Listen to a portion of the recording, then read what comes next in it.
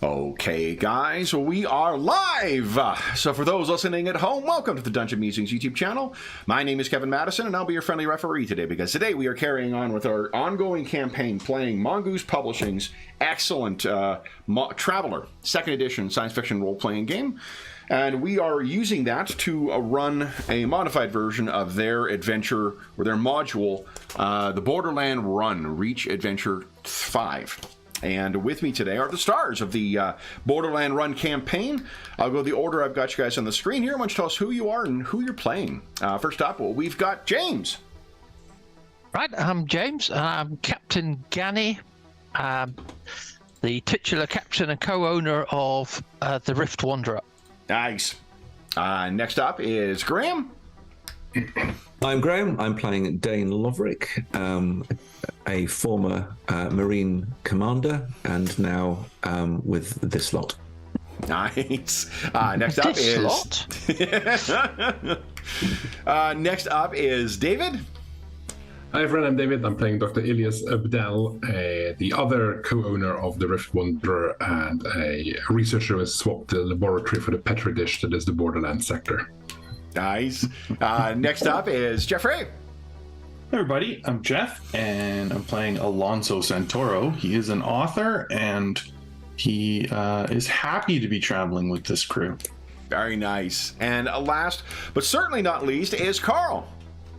Yes, I am playing Anchor Guvel, who is a Vargur, which is an uplifted canine species in the Traveler universe. But he's not a Vargur from like the lawless Vargur extents. He's actually an Imperial Vargur, served in the Imperial Navy, and probably has worked alongside Dane and Ghani in the past. So now he's thrown in their lot post-retirement on the Rift Wanderer. Nice. So last session, guys, saw a few developments. Let's head on over to the ship, and then maybe we can talk about what happened last time and what you learned last time and what you planned after last time. Here we go. And on over here.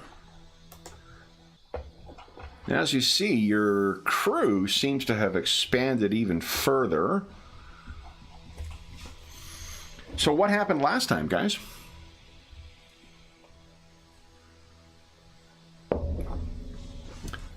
Our session opened with you guys leaving Tech World with a new addition to your crew, I believe.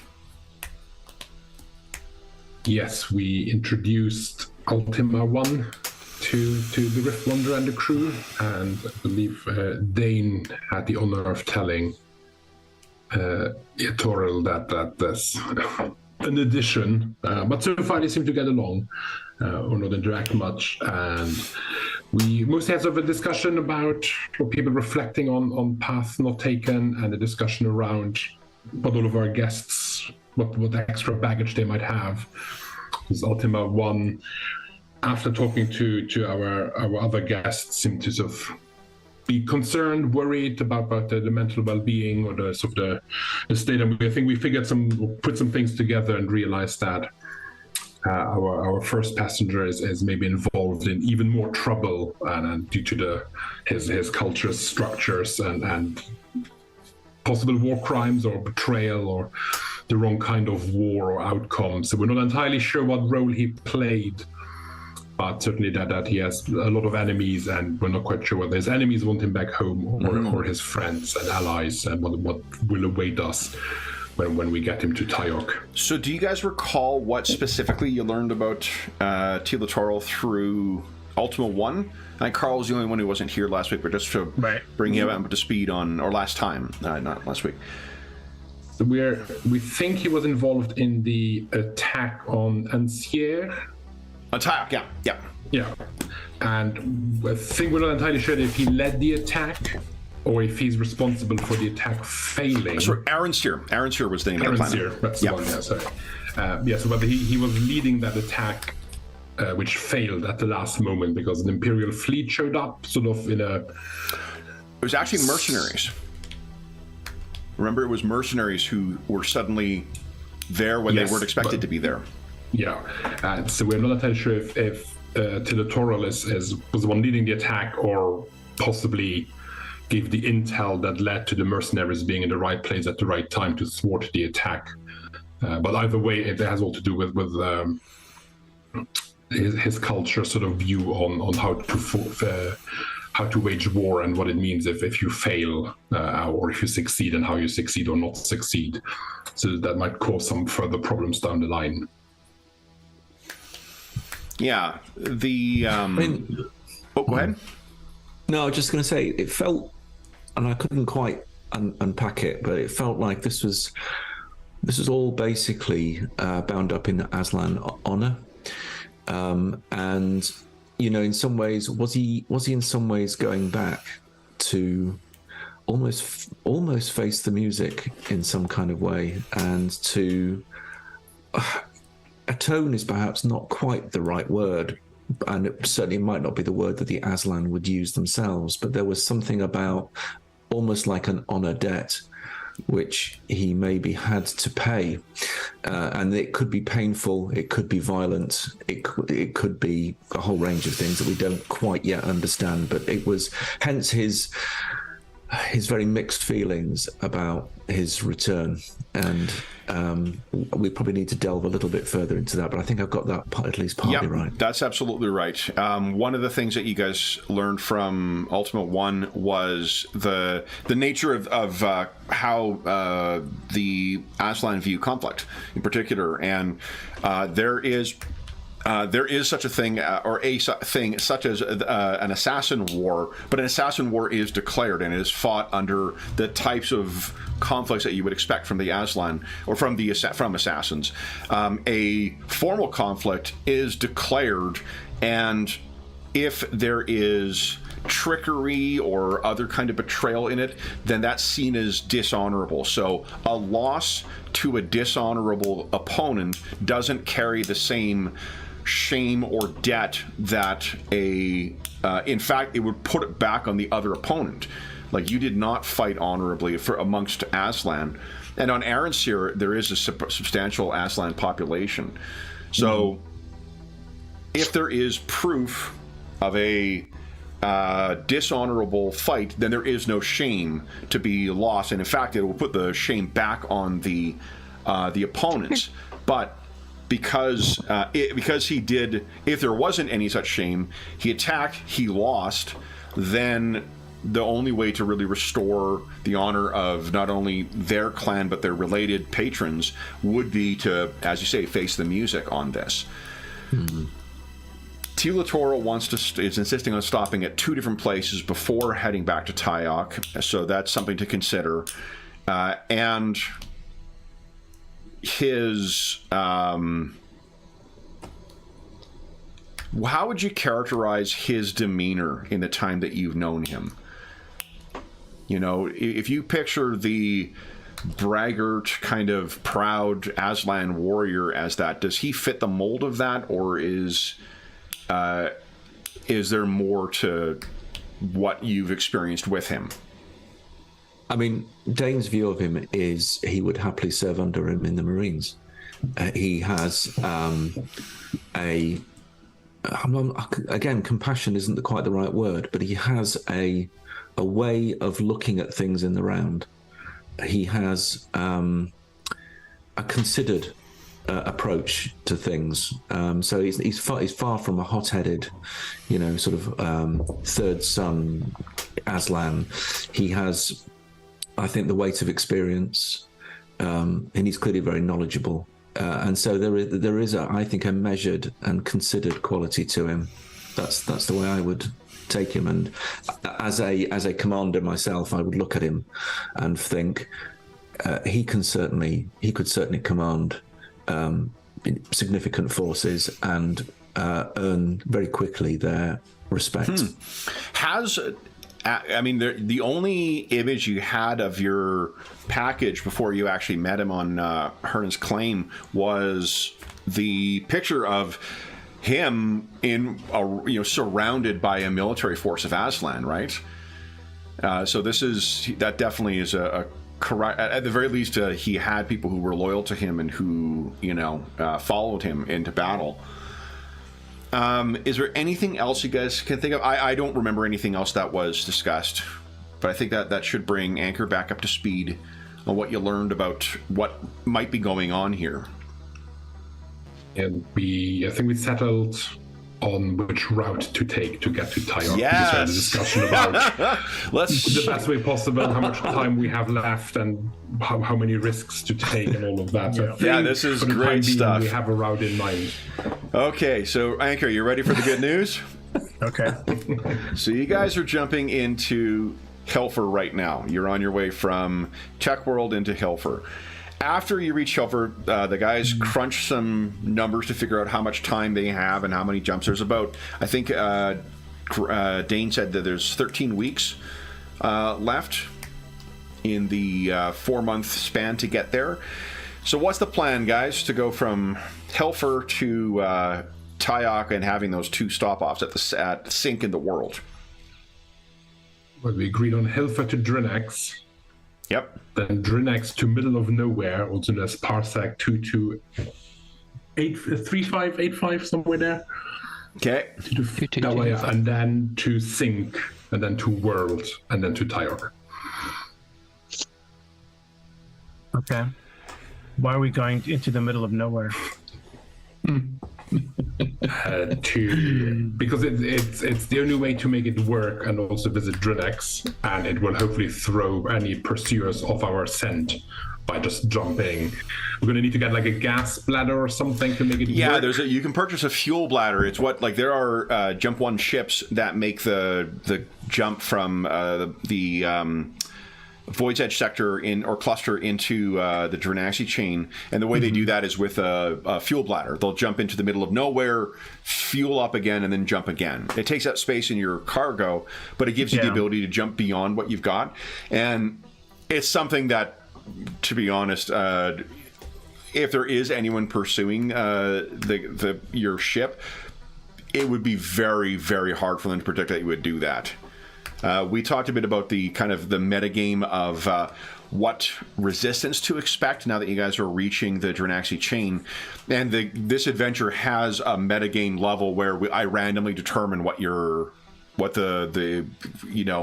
is waiting for you at each of these places, and part of that is based on like where you've gone and what you've done. This is something that not even the module contemplated, so it will be a very generous change in your chances of running into interference. So we got a plan. Okay. Is there anything that Anchor would want to do in the week that you guys were spending in Jump from Tech World to Hilfer? No, he's just studying his engineering, I guess. Okay. And working on training our beast. Yeah. Whose name, a viewer was asking about that. Like, did you guys kill that thing? Or yeah, whose name we should settle on, right? It was a woman's name, wasn't it? It was like Abby or Jane. Abby sounds good. Abby sounds good. I think that's. What kind of creature is it, Kevin? It's like a small. The taxonomy is going to be a little challenging because it's an alien, but it's got elements of like gecko and elements of insect in it. Oh, I thought you had like an actual name. Like for the species? No, it's definitely something that crawled onto your ship from. They do originate probably from what do you call it? From Argona or Spurl, not Argona. Argona's an ice world. Only Wampas live there, and ice worms, although the ice worms don't exist, guys. Spurl is the ocean world, right? Yeah, Spurl's the ocean world that you guys were on. Okay. Okay. So if it's not named, we can call it the... whatever you want. We can call it... Who wants to be famous? Who's not famous? We can call it the... The Laverick Scavenger. No, that doesn't fit Dane's persona. Um,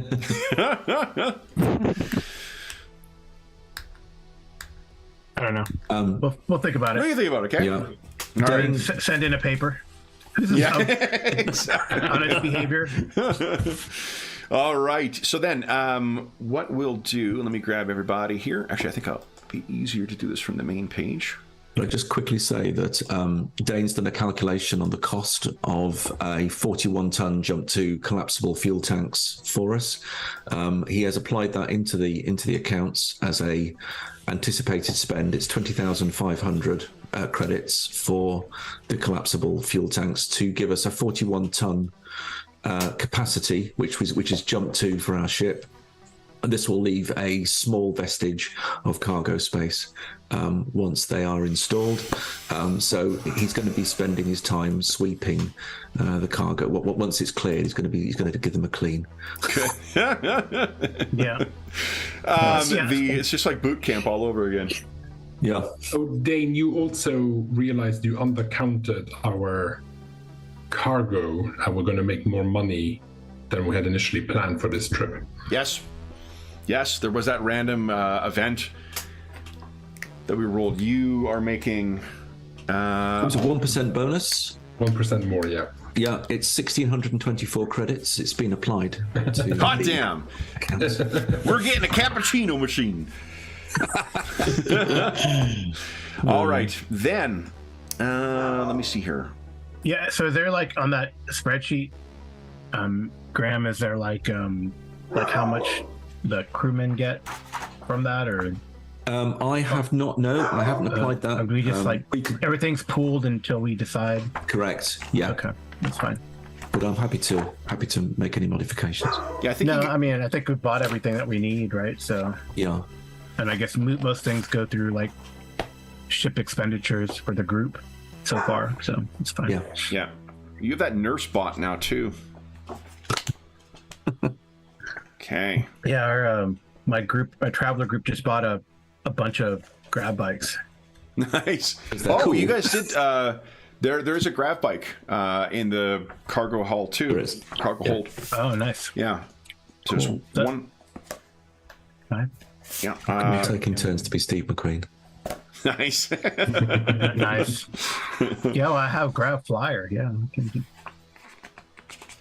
I was going to spend some XP on that and myself the option. I saw it. This is a non sequitur, but I saw it. Did you know that Steve McQueen was originally cast as Martin Sheen's role in Apocalypse Now? Oh, weird. Yeah, the only reason he didn't do it is because he had, I guess, his kid was just starting school, and he's like, I'm not going to be away for a fucking year because, yeah. Good for him. Yeah. Oh, definitely. Yeah. Oh, good for Martin Sheen. Yeah, really. Yeah. When this is, I think, more well known, but they shot for a month or so with Harvey Keitel in the lead. And then they realized this is just not working, and it's because Sheen's role is supposed to be the reactor. You're supposed to be the passive observer for everything, and when Keitel's on the screen, all you want to do is look at him. So they're like, this is not fitting the role properly for this. So Yeah. anyway, I know. So a guy pushing 50, talking about Apocalypse Now on the internet is such a novel thing. But to continue the non sequitur, I just did get the patrol. It was like 60% off during Black or the Cyber Monday or whatever. Yep. So I picked that up. Patrol. It's like a Vietnam era role playing. Yeah. Game. So Is that the Palladium one? No, that's Recon, right? That's Recon. Yeah, I have that one too. Also, Savage Worlds did a in the previous edition. Yeah, Tour of Darkness, right? Yeah, Tour of Darkness, which I picked up at That's an a auction. cool one. Okay. Yeah. So. All right. So then, guys, we were last. Let's see. I needed to look up something for price-wise. This is where you guys were arriving. Hilfer. Oh, dang. So this is the system for Hilfer. And that font's actually not, it's grown on me now. Last time I posted it, I'm like, this is illegible. I look at it now, I'm like, I kind of like it now. So it's like, I'm going to try and do these entries for all of our planets, but Where'd you get how'd you do the graphics? Oh, I just have Photoshop. I think that's Mars, actually. Okay. Yeah, I was going to say, it looks like Mars. But Yeah. Because you see like that. I can't remember what the canyon is called, but I know what it's called on Akiton in the Starfinder one. but I don't know what it's called here. All right, so this is the Hilfer system. Now, let's see here. The size... Oh, I don't have nuts. You know, you get spoiled by some of these editions of games with the cloth bookmarks. I gotta go old school and stick another book in my book to not lose my spot. Okay, here we go. So the plan is here, what to expect from here is that Hilfer has a Class B starport, and it has a down port. So there's a high port and there is a low port as well. The high port, especially with mail, you should be fine with dealing with just the, you know, whatever's going on in the high port. But let's see how many days it'll take you to get there. Let's see. Here we go. All right. How many G drive does your ship have? Not quick, I don't think, from that laugh. I think it's 1, isn't it?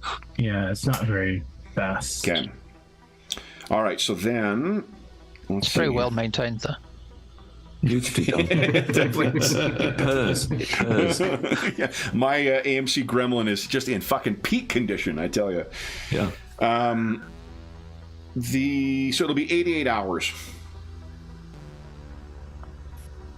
Yeah, until you reach there. So you're going to have, that's what, almost 5 days?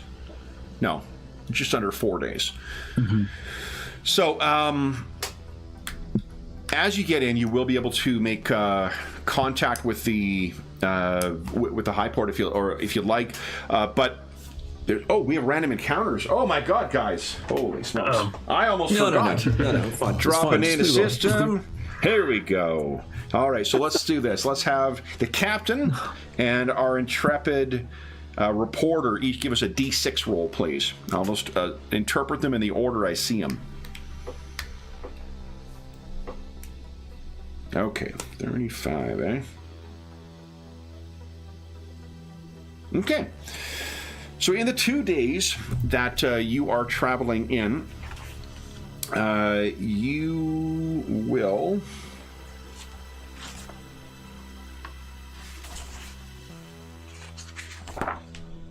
Let's see how many days it'll be.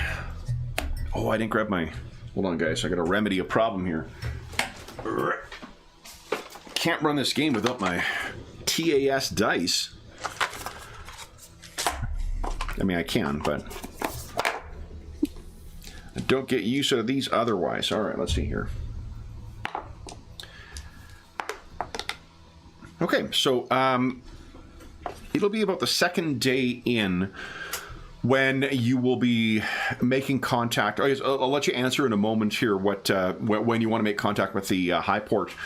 But it'll be about the second day in when you make contact with a science vessel that is making its way out to the jump point as well. So what's your strategy here, guys? Is just to get into the high port, see if you can find other trade, and then make your way to Drinax, or...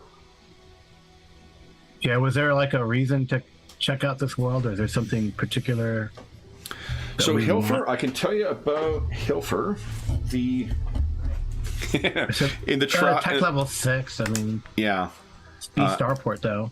In the film or comic book version of this is where we would cut to a little entry from the TAS about the Laiawaha sector. All right.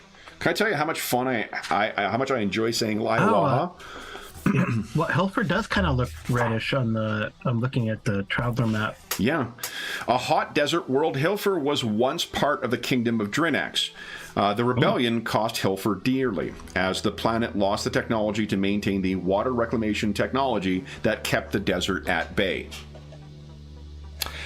It has a thin atmosphere, has a population of about 10 million, balkanized government, and the law level, however, is 10.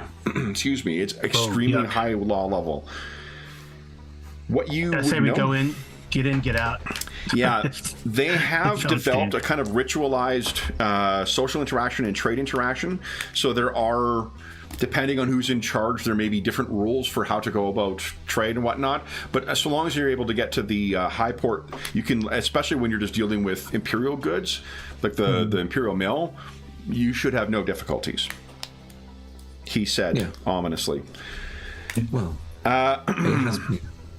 What you can find, well, I guess, so let me ask this. Do you have any plans for how you wish to go here? It's just contact the high port when they contact you about being inbound and then deal with the issue there, or are you just gonna contact them earlier on? What's the thought here? And what you guys have been doing thus far is not waiting until kind of like flight control contacts you, except for when you jumped into Argona and we're like, oh god, there's pirates, help us. Yeah. Yeah. What's I the think we wait till protocol they here, contact guys? us, right? I mean, just go through the normal. Anchor will kind of set it on cruise through the normal space lane, the designated space lanes. I'm sure they might have some sort of beacon, and then kind of wait till they contact us, and then let the captain, talk to the port authority. Okay. Also, like probably just pinging, this is the Rift Wanderer, and then our official designation and Okay. registry number. Yeah. Then We're not trying to hide, right? no. We're not trying to hide. I don't think Not so. really, no. Okay. Okay. So then you pass a laboratory ship Right. heading out to. Such an ugly design. It's so cool. It is heading out to the jump point as well, and unless you guys intend on making contact, they're not making contact either. They seem to be on a mission, as it were. And as you guys are about a day away, does the Hilfer, is there a, we looked at that before, hold on. Does the Hilfer system have a gas giant in it? No. Okay. So, Desert poor. It's no gas giant. no gas giant, okay. Yeah. So as you guys are heading in, you are about, shortly after you pass the, actually, you know what, you would get a message.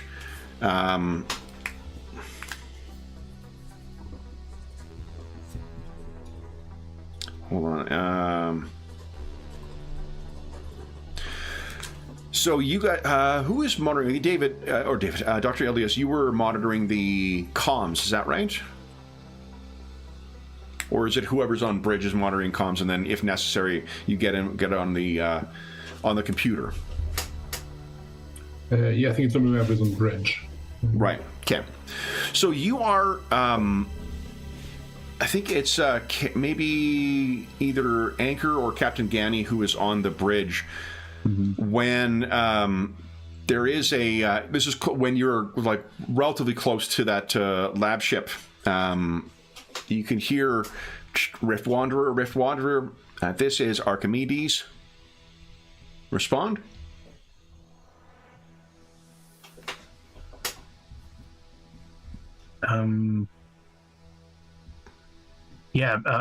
Archimedes, this is Rift Wanderer. Hi, Archimedes. How can we assist you? Well, it's more that we can help you. Just a heads up, things seem to be a bit hairy at Hilfer, and the high port is currently closed for traffic. If you hope your business was on the surface, because unless you've got time to spare, you're not getting in at the high port. I hope this is helpful. Yeah, definitely. What's going on at the high port? They're calling it an industrial action and diverting all things down to the surface, but it seems like, if you ask me, Rift Wanderer, it's an extortion racket.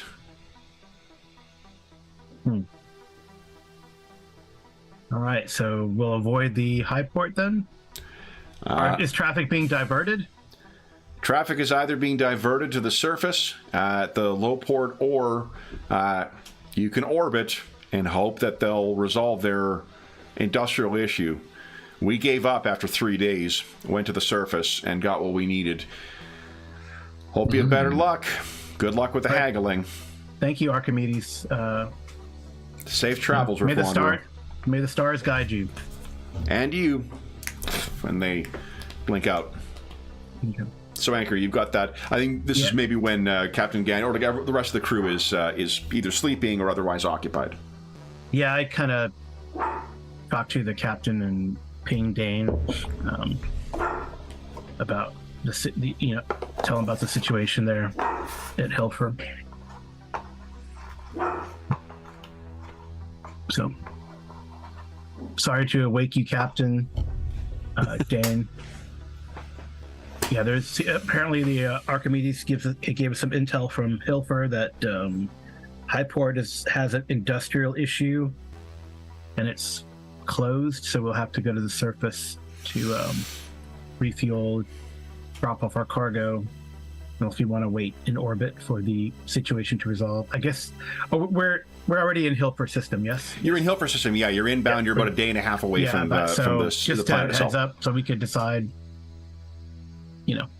what's going on. Can we pick up the sort of local news feed and see what the is it a time constrained industrial action? Is it spot? Is it like spot strikes? Is it just try to get kind of a flavor of whether it's really worth us kind of hanging about and waiting for it to clear for a window, or do we just literally just Archimedes suggested it was extortion racket, but who knows what the local news might say. Yeah. Right, so why don't I think you have an investigative reporter on board. So we do. If you'd like to give us first off, I forgot. Why doesn't maybe there's a story here? Why doesn't everyone give us a D6 roll? Let's see how much luck you're playing with today. Oh, that's right. No. I know. I was thinking about this today too. We're not playing with a sanity stat in the game, so it's not like that would be a reason for going on vacation. But I was thinking, with the holidays coming up, I was thinking about vacation, and one way to justify the vacation might be is that if you guys take a week of vacation, then for the next session you'll start with 1 extra dice of luck to reflect the fact that you guys are relaxed and whatnot. So there's an in-game reason for doing that. If you take a month of vacation, it starts at 4, and then it'll tick down 1 every session. Okay. 17 luck. Okay, so that's not bad. 2 to 1. Yeah, I guess it's got a bit of a spread here. So, all right, then, Alonzo, would you kindly give us a electronics and intelligence check, computers specialization, please? And tell us kind of what you're searching here. Is it just the sort of local, TAS stuff, or is it like the kind of? I'm picturing the TAS is sort of like a combination of like Yelp and old hobo signs, where like it's ways that you can communicate to everyone like this is what's really fucking going on here. Right, like people will post things that clearly send a message. Yeah, that makes sense to me. Yep. I'm probably quite adept at reading through those messages and getting an idea of what they mean. Nice roll. Okay, so here's what Hilfer itself is. If you're picturing a combination of like the shittier parts of Tatooine and Mad Max ish Australia, you're not far off from it. It's not quite that violent because there are different organized groups in there, but the government, the thing that the entire planet seems to fight over is the high port and the low port. They have other examples in the region where factions have let the fighting get to the point where it's collapsed these things. It's destroyed the port, and it hasn't reached that point on Hilfer. Not for lack of bloody conflict in the deserts, mind, but here it seems as if what's happened lately, the most recent version of their government, is an alliance between 3 different kind of groups or factions that have all agreed to let some alien that they're calling the Intercessor to manage all kinds of ritualized trade. Hilfer's always had this kind of ritualized trade where you have to go through a local contact, you have to go through, there are certain procedures that need to be followed in order to engage in any kind of mercantile activity on the low port. But this is to the point now where, when you didn't need to go to the surface and you could avoid it by staying on the high port, then you could at least avoid that stuff. But the Archimedes is not the only ship who has noticed that this industrial action shutting down the activities at the high port also seems to coincide shortly after the agreement to put the Intercessor in place. And now people are being forced to go to the surface, forced to pay a bunch of money to the liaisons or the liaisons that are assigned and only licensed by the Intercessor to then do their own trade. And as you may suspect, there's a little extra put on top of every little transaction that you need to do. Like, interesting. Baksheesh, I think it was called in the colonial era. Yeah. Yeah. So that is the situation here. It seems like this has been going on for at least a month now. Right. You're still able to get everything from the surface, but you've got 3 different factions that don't seem to be getting along. You've got an alien who is who has inserted themselves in, and the fact that people are just referring to it as an alien tells you it's you can reasonably infer it's a species that you're not you're not familiar with. They're not saying an Aslan, they're not saying a Vargur, they're not saying a Hiver or whatever. Right. Yeah. Okay. Curious. I'll basically relay exactly that to everyone. It's very, very odd. We'll be stuck negotiating, I think, with the supplies we need. I'm just curious of what species might be that is the Intercessor savvy and powerful enough to do this to. I mean, I guess it's not a super populated world, but populated enough.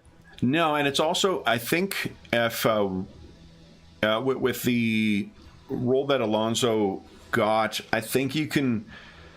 It's not so much that this alien was so powerful. It's that because none of the factions trust one another. That could be. Oh, having an outsider fill that role to the benefit of all of them, then that's the way. And for at least for the last, this industrial action is only a month old, but they have seen similar, upticks in the cost of doing business at Hilfer. Business is still booming, and there hasn't been any violent incidents at the airport, but this is. Or the airport, the low port. But this is, it's partly because there's so many, armed members of the 3 factions that are going around there enforcing this. So, so long as you don't get into any scraps or have any issues, then you guys should be fine. And when does that happen, guys? Come on. Right, let's just stay out of the politics. If you are interested, the 3 factions are Ganzarig's Horde, the Fire Dog faction, and the True Kings. These are not the only ones on the planet. Fire Dog faction, you said? I'll put it in here. I'm typing. All very Mad Max indeed. So there is Ganzarig's Horde, Fire Dog faction, and the True Kings. Interesting. So. Yeah. Do we want to pick one and try to work with them? Do we want to just work with this alien organization, or what do you guys think? Who should you want to reach out to one of these groups, or? Well, don't we need to kind of get through get what we need?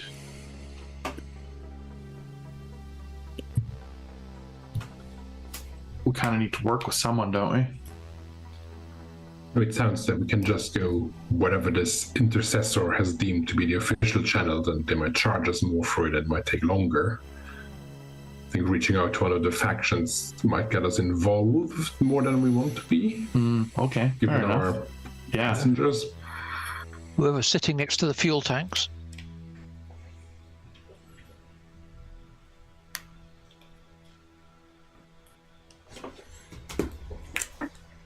So what's the plan then, guys?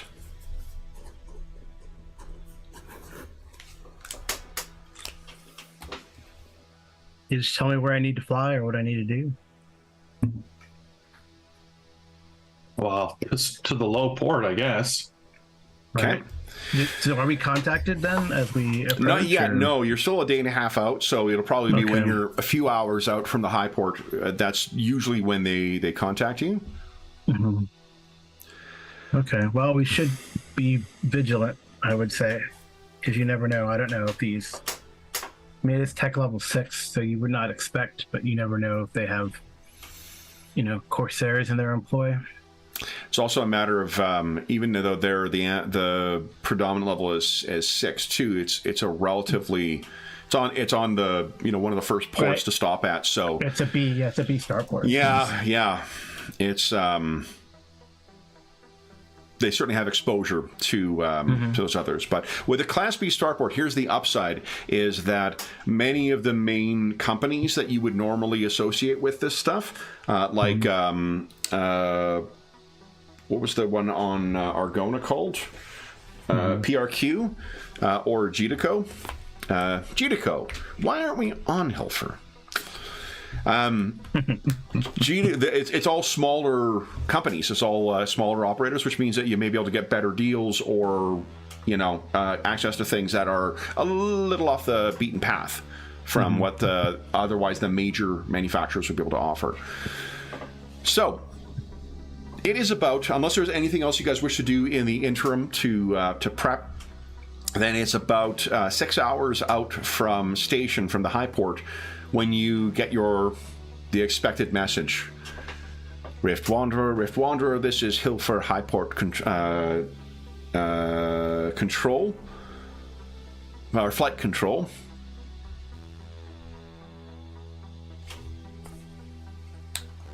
This is Rift Wanderer.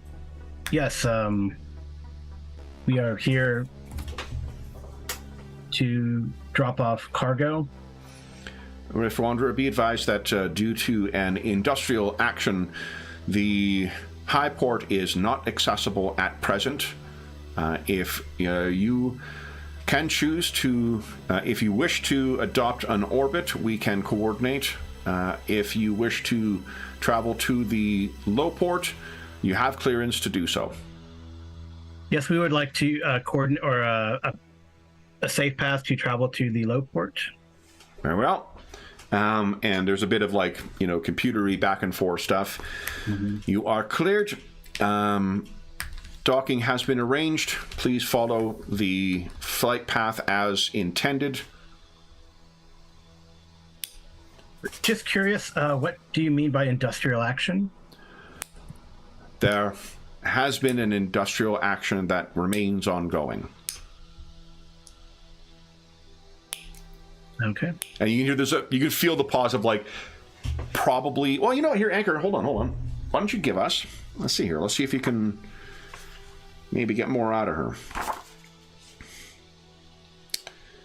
I think you could try either streetwise with intelligence or persuade with intelligence or social. And probably persuade with intellect. Okay. See what it gives me. Oh, I know I did that. I persuade. Anchor has managed to stumble his way into a number of different conspiracies, so I think that he's Oh, probably did I? an easy to talk to. He's curious. Varger. Yeah. Wow. Okay. not bad. So you can hear kind of a sigh on the other end, and she says, I'm sorry, Rift Wanderer, I cannot go into further It's been ongoing for a month, so it probably is best you're going to the surface. Just very well. Just thank you for, I'm just curious, we're visitors here. We want to make sure we don't get into any trouble. Thank you, Rift Wanderer. That is probably a prudent strategy. The blessings of the burning skies upon you, traveler. Thank you. And you would know that's sort of... either thing. It's a local, custom. Yeah. So she's probably a local who is caught up in this. But then let's talk about the low port. So it's a thin atmosphere. Is there any super tube I got to go through? No, you don't have to do flying down. This is a more easily accessible region, but this is kind of what you can expect. It's a little more sprawling than what it shows here, but the landscape around is definitely going to be reflective of the what to expect on the surface of Hilfer. As you guys are coming down, you can also detect that there are a number of armed ships that are down here, and none of them seem to have Imperial designations on them, suggesting that there's a fair bit of mercenary traffic that's making its way through here, too. This is, I suppose, in keeping with the last couple of months where you guys have seen military vessels making their way out towards this part of the sector. Mm-hmm. We're right on the border, aren't we? We're on the border of pirate space, so things will get interesting. Yeah, and I think even obviously the things are sketchy with pirates and whatnot, and the newest adventure that was released for this, I think. So there's a source book that was supposed to be out this week that didn't come out. Yeah, I saw that. I was looking for that. I was like, no, it didn't come out, but they released an adventure set in fucking Ogma, which is one of the first things, one of the earliest near Marduk. No, not Marduk. The first Reach adventure that, Jeff, you played. Remember when you crash landed on that planet, that ruined planet, and there was those space pirates? Oh, yeah. They're from Ogma, and this new adventure expands greatly on the culture of Ogma and whatnot, so it's really fucking cool. Yeah. But apart from those space pirates and whatnot that are based out of there, and in kind of the region as well, it's not a hot conflict, right? This isn't a kind of proxy wars are fought between them. That might be because the coming war between the Hyrate and the Third Imperium, nobody really wants to accelerate right now. But there are Ihate that go out, and there's the Glorious Empire in the region. So there is a fair amount of stuff, but this is unusual even for the sector, for the amount of clearly, not just armed escorts for mercantile caravans, but full-on mini armies that are being deployed. So, as you guys land here, you are also contacted. Hold on, I need one name here. Let's see.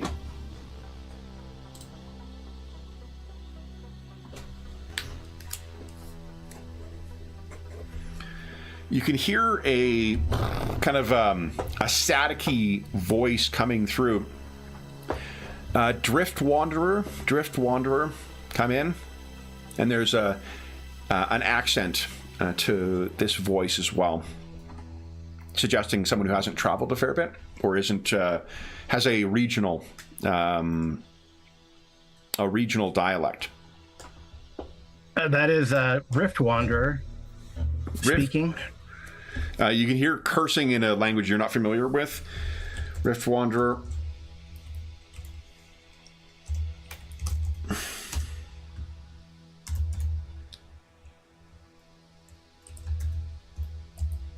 I didn't hear what you said, sorry. Sorry, I was just typing something. Okay. Yeah. Incapable of doing more than one thing. So I want you to picture that you're seeing this through this screen as you look up. Yeah. This is the face you see. Oh. Interesting. Forgive me. This is Rift Wanderer. This is Batu Bratom. I am your liaison as assigned by the Intercessor. Blessing of the burning sky upon you. Yes, blessing of the burning sky. If I'm allowed to say that, I hope. You can. And I see from your manifest you will be delivering, or you're scheduled to deliver Imperial Mail. Yes. Good. Then once you transfer the 4,000 credits as a retainer for my services, I will be happy to arrange for that meeting for you. Hold on there, Miss Raton. I need to. That is above. That decision is above my pay grade. I will contact my captain, and they will contact you. Take your time, Rift Wanderer. But do not attempt to contact anyone outside of your ship, and do not attempt to exit your ship. To failure to comply with the local ordinance will result in further sanctions, fines, and potential impounding of your vessel. I look forward to working with you, Rift Wanderer. Batu, out. And you're left with Transponder in order to contact her. And says, I wish I had her job. Yeah, I tell Captain Ghani about. Yes, we have our liaison contact. I think there's a fee. So what you guys, let's see here, what would be a, why doesn't everyone give us a, let's see here, is it going to be history or society, what is it? Science. As someone with 2 degrees in social sciences, it's kind of funny that sociology is not listed as a science under the skill. Take that, soft sciences. I mean, history is, for some fucking reason. I guess maybe the influence of Asimov. So I think anyone could give us a streetwise check, or if anyone has a profession check. Ghani, you worked for the Scout Service before, right? Yep. Do you have a profession skill relating to that? No, I've got salvage crew. Salvage crew. I'll let you use that as well if you'd like with intelligence. Streetwise can be used with intelligence as well.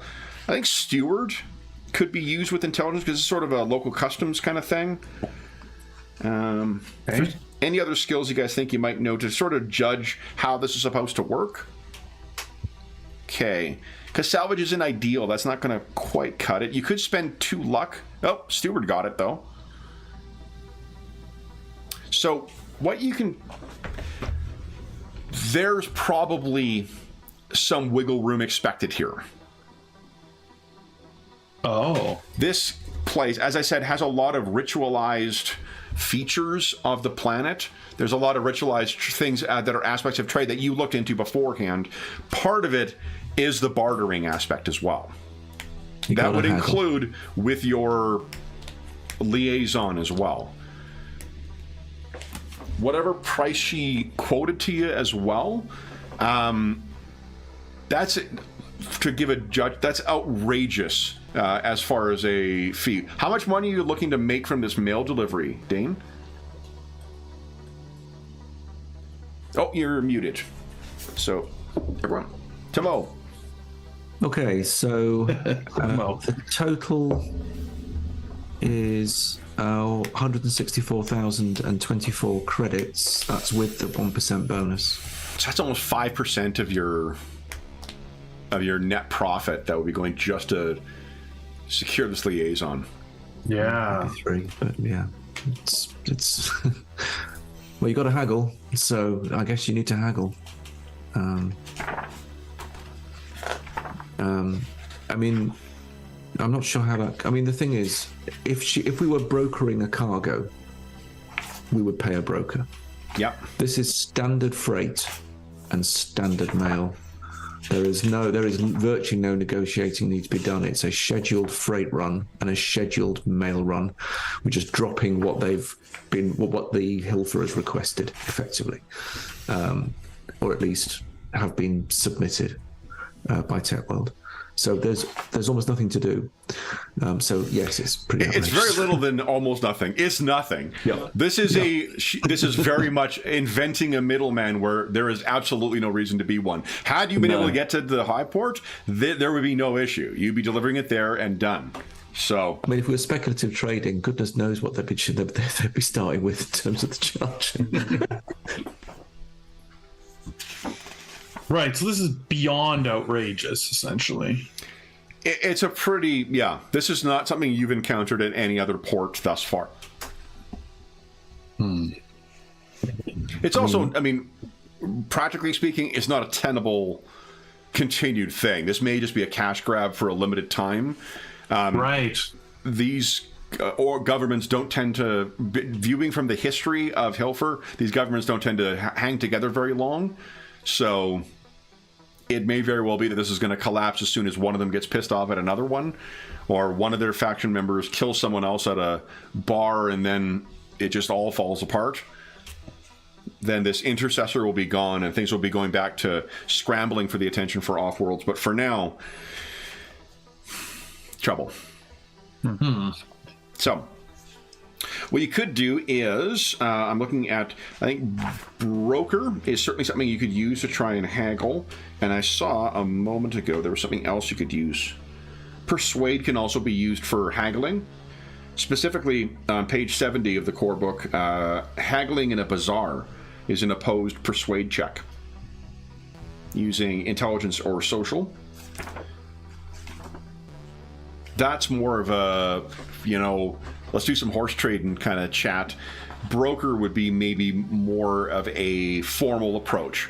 Either approach is probably effective here. There are formal aspects to this where you have to ritualize certain ways of engaging in interaction with the locals and trade and whatnot. But there's also a great deal of like street vendor haggling to be done. So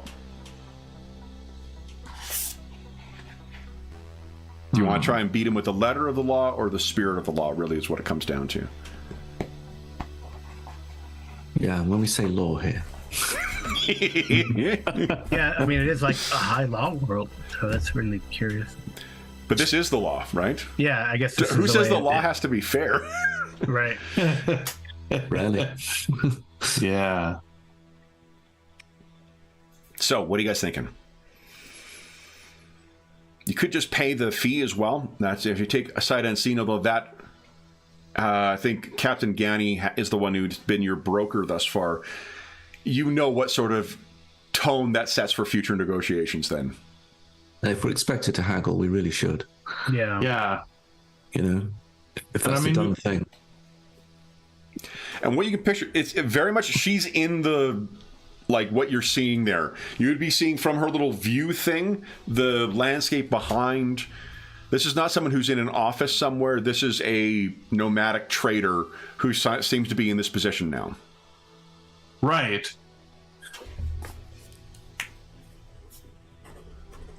So, what do you guys want to do? She is waiting. You guys are making your way down to the berth where you will be staying for your duration.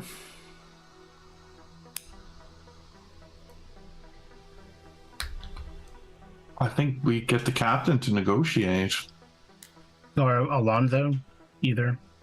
I mean, if you want me to be nice with her, yeah. Which way do you think this world responds better?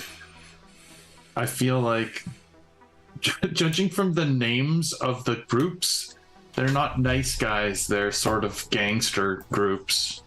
I don't know that... You're muted in Zoom, James. Oh, sorry. That's right. Or broker. That's my normal Yeah. handling skill. I mean, this is just a racket, right? This is just a racket, so we should treat it like a racket. I mean, All right. Well, I got my gun solution combat would then. Or gunner. Both of those work. Exactly. I've got explosives. I mean, How many guns are on the ship again? Yeah, there's how many guns do we have on this ship? That's a lot of bad attitude, okay? I mean,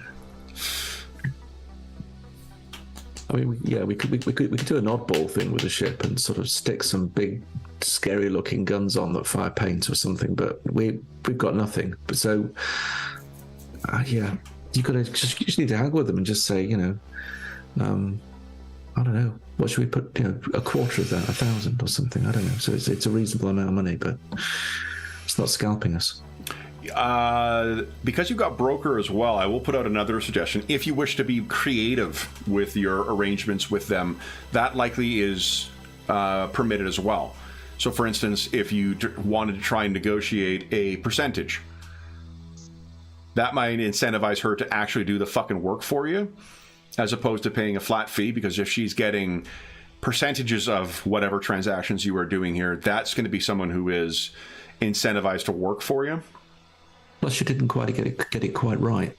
She only mentioned the mail. She didn't mention the freight. So we could actually leverage that and use that against her and just say, well, if you're going to do us a deal, at least understand our situation. And, you didn't. So we're offering you this. Don't know. As I say, it's not my forte. I'll just blow her up. Yeah. So what percentage would we offer? Oh, it's tough to say. Do you have any idea? You would also want to bear in mind that you don't want her to gold brick you on what you're picking up as cargo if you're picking up cargo, because she could just overvalue everything and be like, oh, look at that. So you guys got a great deal on this, so here's what you got to pay.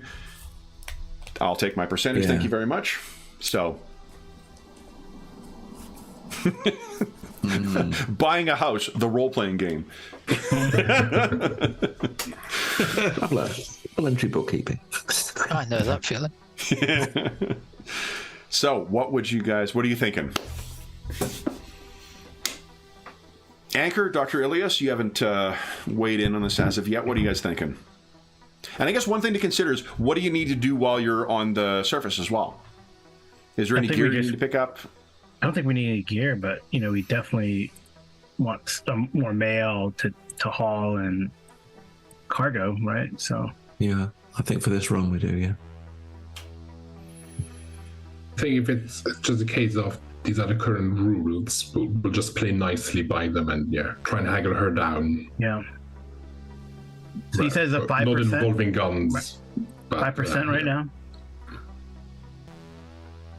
No, it's a bit less, but it's, 4,000 on 160, so we'll do the calculation.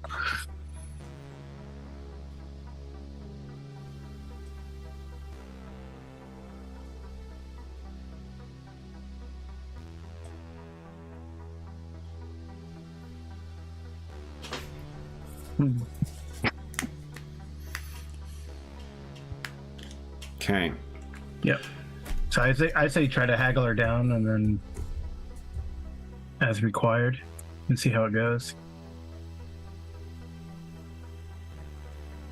She's on the line there, Captain. Okay, so I will. Yeah. Give her hell, Captain. I mean, it's that sounds a bit steep, even in this. It's 2.5%. So I say, in this tough neighborhood, let's put it that way. well, what title I think did? this is something Sorry, that makes more are you sense. getting on the? Are you contacting her again? Yeah, I'm getting on the line. Okay. What was her designation? Batu Raton. Oh no, Liaison. Designated liaison. Designated liaison Batu Bertome. Here is our captain, Ghani, for you to discuss terms. Captain Ghani, Action. are you able to transfer your retainer now? Once we do so, we can get on with your business. Ms. Ratome, I've been out here with the Scout Service many systems, and the flat fee doesn't work. Never seen it work. But I understand your position. And I would propose a percentage of our mail that should give you a similar payback if you manage to land us a suitable cargo. How would that work for you? I'm expecting you'll come out with something similar, if not even better. Captain, what numbers are you proposing? Did you say 5%, Dane, or? Well, currently she's offering 2.5% of our overall Our maximum. profit So from the visit. So if you make it 1%, I'd suggest 2%. Okay. Why don't you give us a broker roll, please? And I'll make a broker roll for her. Whoa! Oh, yes. Nice. Oh, yes. Nice. So she, there's a long sigh in the other end, and you can hear comment. You're not quite sure what some of the words are, but definitely one of them was fucking, and the other one was Imperials. And she says, I'm well used to that. that's acceptable. 2% will be acceptable on your delivery and on your securing additional cargo. I have your manifest. It's mail delivery, and you will be collecting mail again. Is that the intent? That's right. Blessings of the burning sky upon you. I will be in contact, Captain. Keep your comms units open. If you have any other trade you wish to conduct, kindly contact me and I will make the necessary arrangements. Enjoy your stay on Hilfer, and the blessings of the burning sky upon you. It's off. You can see now as well, you get a transmission for it. It's basically an invoice, the electronic equivalent of an invoice. So whatever 2% of your mail is, if you could kindly transfer that to her. It's just the mail. It's just 2% of the mail. Whatever cargo that you have that's being delivered here.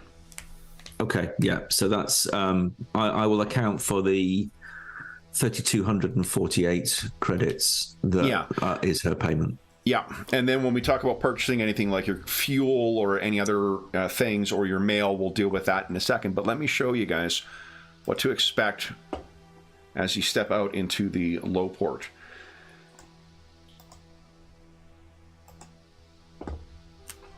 Now this is a sampling of the more spirited folks you're going to find in the low port. There are a bunch of armed men wielding projectile weapons. There are several factions in here. There's a bunch of desert mounts that likely they use outside of there.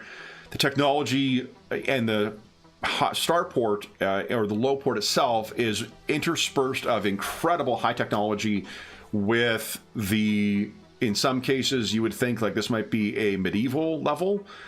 It is very noisy, it is very active. You can imagine what a Class B starport, so one of the most advanced starports, being utterly occupied by a relatively, let me think here, what is tech level 6 is what? Let's see here. Wait, what about 7-8? Yeah. So tech level 6 is like, 70s technology.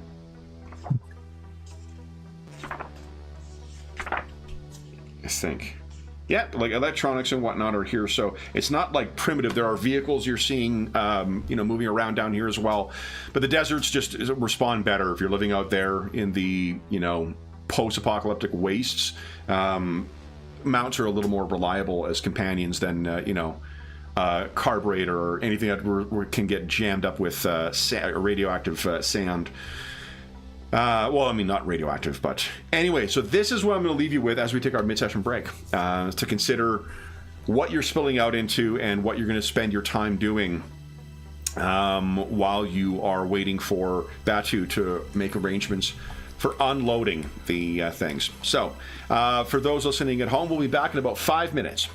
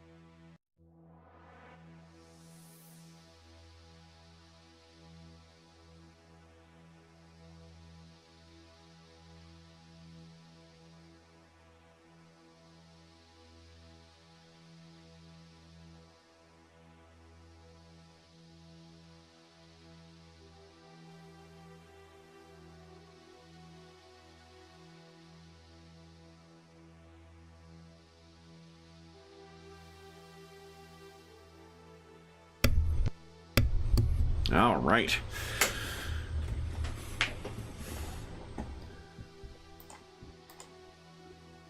Let's see.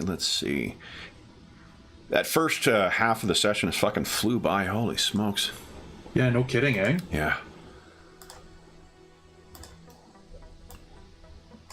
It's a sign of a good one. All right.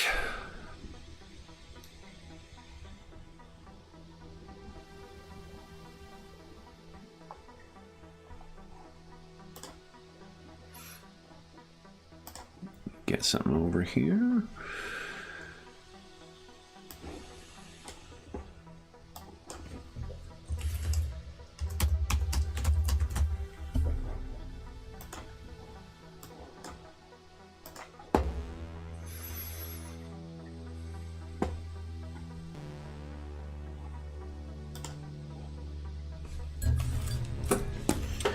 Okay, so let's see how long.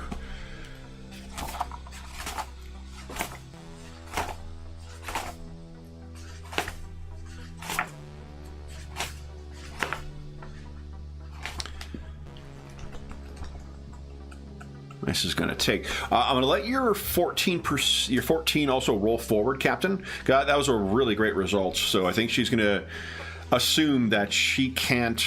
Whatever advantage she may take of other folks in similar circumstances, she will not do so with you, at least not to the same extent. She's going to cheat you, but it'll only be, a little as opposed to a lot. You spotted that I'm a canny fucking Imperial. Exactly. And I am a fucking Imperial to the core. I can't wait for that, the Navy Imperial and source book to show up.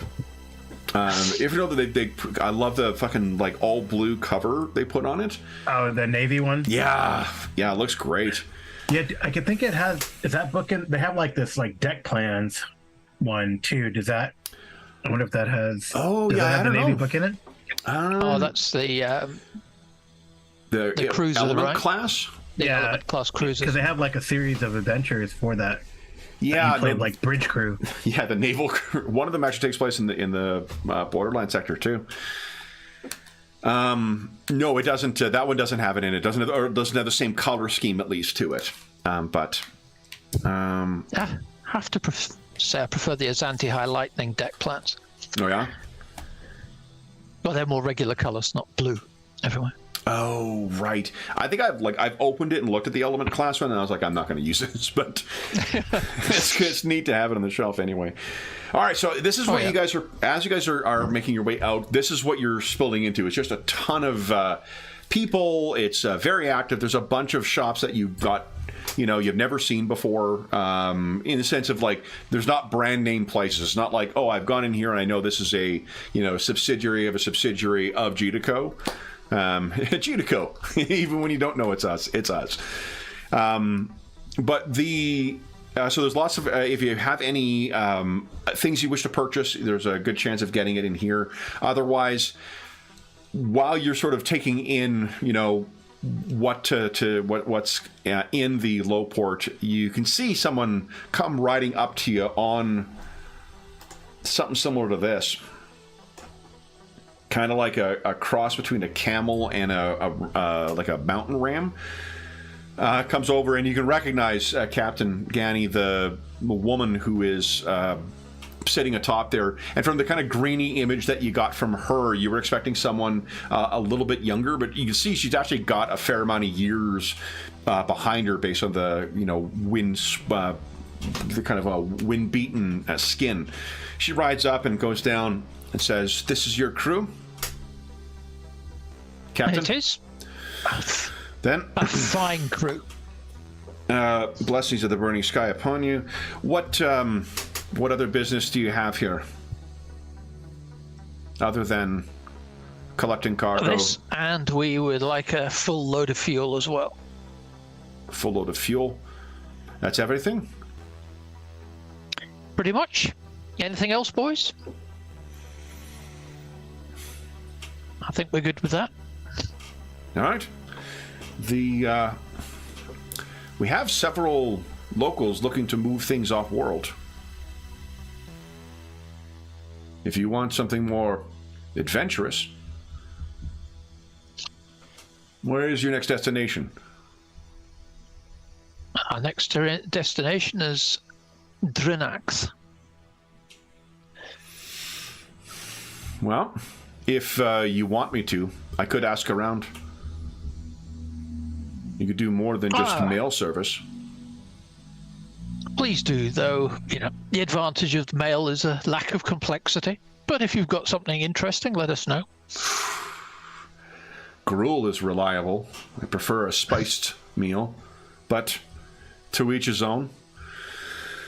Then, feel free to enjoy food, and Class B would have a TAS port, so there will be TAS facilities here.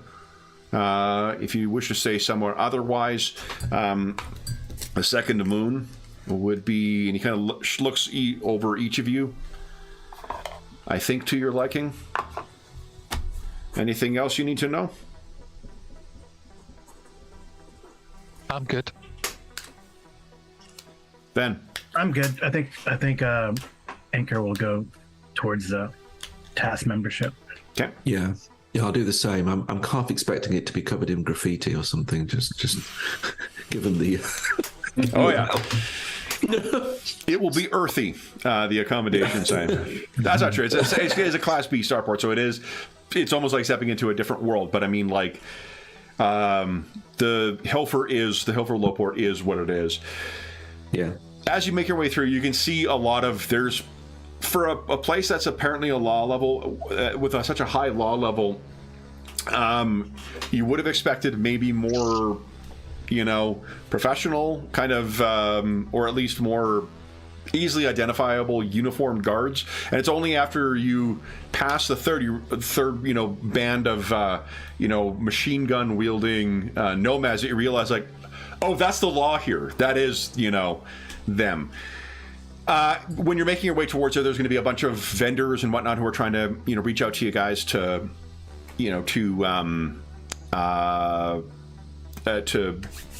trade or to offer anything. So if you want any knickknacks or things like that, or relatively homemade materials, you can be able to buy them from the vendors that are here. Alonzo, there does seem to be a pretty nice looking tobacconist here. Ooh, yeah, I would check that out. Okay. So Alonzo's off to, I'm sure, find more adventure at the tobacconist. Anchor and Dane are headed back to the TAS quarters. Dr. Ilias or Captain Gani, have you anything you wish to do with your time? How long are we planning on being here for? Just a few hours, or are we staying overnight? Oh, it'll be a couple of days, probably. Right. Yeah, we got to refuel, right? Yeah. Resupply. Well, and you also have to... She's likely not the only middleman that is involved with this, so, the usury, not usury, what would be what's the... It's not backsheesh, but there's another term I'm trying to think of. So that is a great denigrating way of referencing middlemen, but I can't think of it right now. But, Doctor, does that, knowing you have a couple of days available, is there anything... Yeah, I think Dr. Ilias will see if there's anything that passes for culture here in terms of concerts or anything like that, and he'll also happily try some of the local street food. Sure. Okay. Culinary delights to be sampled here. Yeah. And, that does seem to be what Alonzo's likely to do after he hits the tobacconist, if you want to tag along with him. Yeah, gladly. Oh, yeah, for sure. Okay. Captain Gani? I'll be the same. Actually, I'll be so paranoid about the ship. I'll want to. I suppose it is still fairly high law level. It's Class B. Okay, yep. I'll just tag along as well. With Dr. Ilias and Alonzo, Dr. or Ilias, with Anchor? Okay. Night on the town. Ilias, yeah. All right.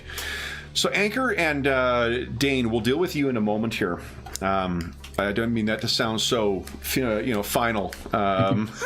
As it did, but Dr. Ilias, Alonso, and Gani, as you guys are making your way into the tobacconist, if not literally doing it, Alonso is metaphorically doing the all right, Here we go. Alonso, would you kindly give us a Psi check? Oh, wow. We have not done this. Here we go.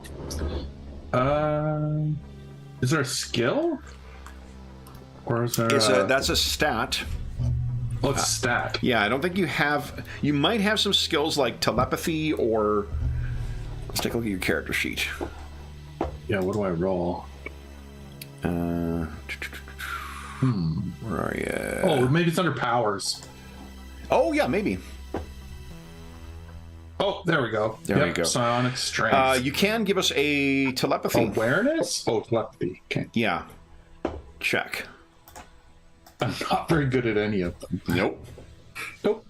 I mean, you're much more of a latent... Yeah. No. All right. Yeah. So... it'd be 8 luck to make it a success. Yeah, I don't know if it's worth it. So then what happens is, as Alonso takes one step into the tobacconist, fortunately, you are unconscious, Alonso, by the time that any pain really would set in. Mm-hmm. But Alonso he snaps back like he was shot in the head and just collapses, unconscious. So Dr. Ilias, and it's not like he was stepping through the threshold, like there's not some clear correlation. He's just like, all right, reaching for the door and then whack and down and completely out cold. Now you could spend your luck if you want to try and avoid that, Alonso, but that's 8 luck. Yeah, no, I think it's just like he's just that oblivious to it. Whap, he's down on the ground. That's also something he probably has not used for a really long time since that, Well, incident. I think he was in his late 30s, early 40s when he manifested those, right? Yeah. So, Captain Gani, Dr. Ilias, you've never seen Alonso act like this before, and why don't you both give us a recon check first? Because I imagine, Dr. Ilias, your attention probably is focused on him. Captain Gani, having served in the service, I imagine your immediate is like, what the fuck did this to him? Okay. So, you could spend... This is a contested roll, so it's a bit of a blind bid kind of thing, but from what you can tell, 8 is a good roll. And Captain Gani, there's no one... there's attention coming over to your guy because he's fallen down right now, but no one seems to stand out to you as someone who has... someone who really stands out as clearly having been no one you pick up what are you up to, kind of thing. So Dr. Ilias has also had a peak, so he's done a bit better. He's done a bit better, but unfortunately his attention, because he's a physician, his attention I think is focused on Alonso. Shall I use 2, lads? Shall I use 2? Hick it to a 10? Yeah. So 10, you look around, and what you can see, very similar to what you see here. There's a little high-tech drone. You've passed 1 or 2 of these as you were going in, and it seems to be looking, mechanically speaking, you make eye contact with it. It seems to be looking directly in your direction. Dr. Ilias, when you go down and you get kind of cradle Alonso, his vitals are fine. There's been no cardiac event. As far as you can, you open his eyelids, his eyes are still dilating or whatever. There isn't the sign of a stroke here. But he's not responding. It's almost like he was put in a catatonic state. Would you have any kind of stimulant, you think, on you, or any kind of med? I don't know if you travel with your med pack or whatnot. think I would probably have just like sort of like a small medikit, like the emergency, not any big scanners or anything, just like a small sort of first aid type. Sure. Why don't you give us a medicine check then, please, or whatever it's called. Is it medicine? Is it first aid? Is it treat? Medic. There we go. Just throwing out words. We spent half of the session, or not half, a quarter of the session yesterday in Savage Worlds with me telling the guys to make rolls with a skill that does not exist in that game. So, so that'll be 2 luck to make it a success. It's rolled snake eyes. Do we ever agree that luck cannot be spent on snake eyes? Oh, yeah, that's right. So, Sorry, Alonso. So you administer, and he's just not waking up right now. Captain Gani, what do you do? I think with that, am I going to try and? I would sling him over my shoulder and carry him back to my ship, but I'm not the strongest fella. So, Dr. Ilias, shall we try and drag Alonso back to the ship? He seems to be in no state. I don't know what's wrong with him. If you check with the others recon roll, like there doesn't seem to be any anatomical injury. Like his neck seems to be intact. There's no pain reaction. He's just in a fucking catatonic state right now, and not responding to your initial efforts to try and wake him. Yeah.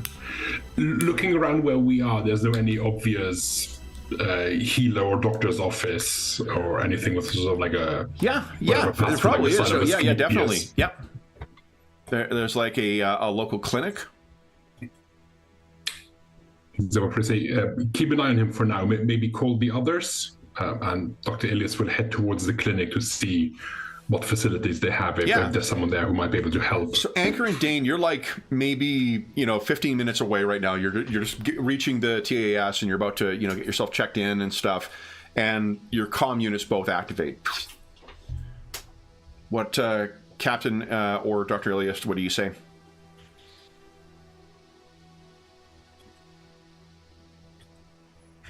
I think Dr. Ilias will just say, Dane, Anchor, Alonso has collapsed. I don't know what's wrong with him, which I don't like, but if we could, we might need your assistance. Right, okay. He was attacked? He just collapsed. His vitals are fine. He's alive, but he's not responsive, and I don't have the right stimulants on me to bring him back up. I don't know what happened. There's no wounds. So you take him back to the ship, or? Yeah, I'm heading that way. So we can talk and walk. Okay. So the two of you kind of hit each other. You're working in a hustle. When you guys are moving between Anchor, how tall are Vargar? Like human height, or are they a little taller, a little shorter? I actually don't know. I know Aslan are a little bit larger. Oh, you're muted, Carl, by the way. So, Demo? I don't think they're taller. I don't know. No. They move faster though, 6 meters. Okay, so the two of you hustle on over. Dr. Ilias and Captain Gani, you're able to get Alonso up and into the medic unit. It's for the exterior, it's got that very Hilfer culture to it, but when you walk in, this is a proper clinic type clinic. So the doctor says, they walk over and says, "Oh, have you? Oh, one of the attendants is like, doctor, and starts arranging for something, and then she walks over and she says, do you have your designated liaison's information? Oh shit. Dr. Ilias will go over at Captain Gani as he was dealing with her. There will be a little thing that you're going to be able to access. Captain, are you going to interact? Yep. I'll go along with it. Okay, so you hold the fob. They take that. Very good. There is like a auto-driven gurney that comes out. You're able to put him down onto it, and I don't think it'd be presumptuous of you to assume that you likely have greater expertise than what the local physician has. Do you want to try and say, like, I'll take care of this patient, or do you want to let the local? No, I think it's almost an instinct as Alonso's on the gurney, as if walking into his sort of practice. Yeah. Dr. Elliot would just walk next to him and start rattling off stats as if the rest of the team was his team, and he's just directing them. And so, like, we need this kind of scan. We need this. Get me 10 cc's of. He's just taking charge of this medical unit. Why don't you give us a persuade intelligence or intellect check, please? The difficulty of this is going to be pretty low. Yeah. This is the Simon Tam, dressing down the guy at the clinic kind of situation. Like, even a first year would know not to do this. The doctor who's there is just sort of like, all right, and goes completely along with whatever recommendations you have. Now that you have access to different technology, why don't you give us another medic check? His circumstances have changed. All right. So what you're able to tell, for one, there's a very specific thing. You don't come across it very often, but when someone's, at least in your practice, you did not, but you've read papers on this. When someone is subject to a telepathic attack, there are very specific markers that show up in, their blood or their brain chemistry, in the same way that, like, you can find markers for a stroke or something like that. It is pretty obvious that that's exactly what's happened to Alonso. Alonso has been subject to some kind of telepathic,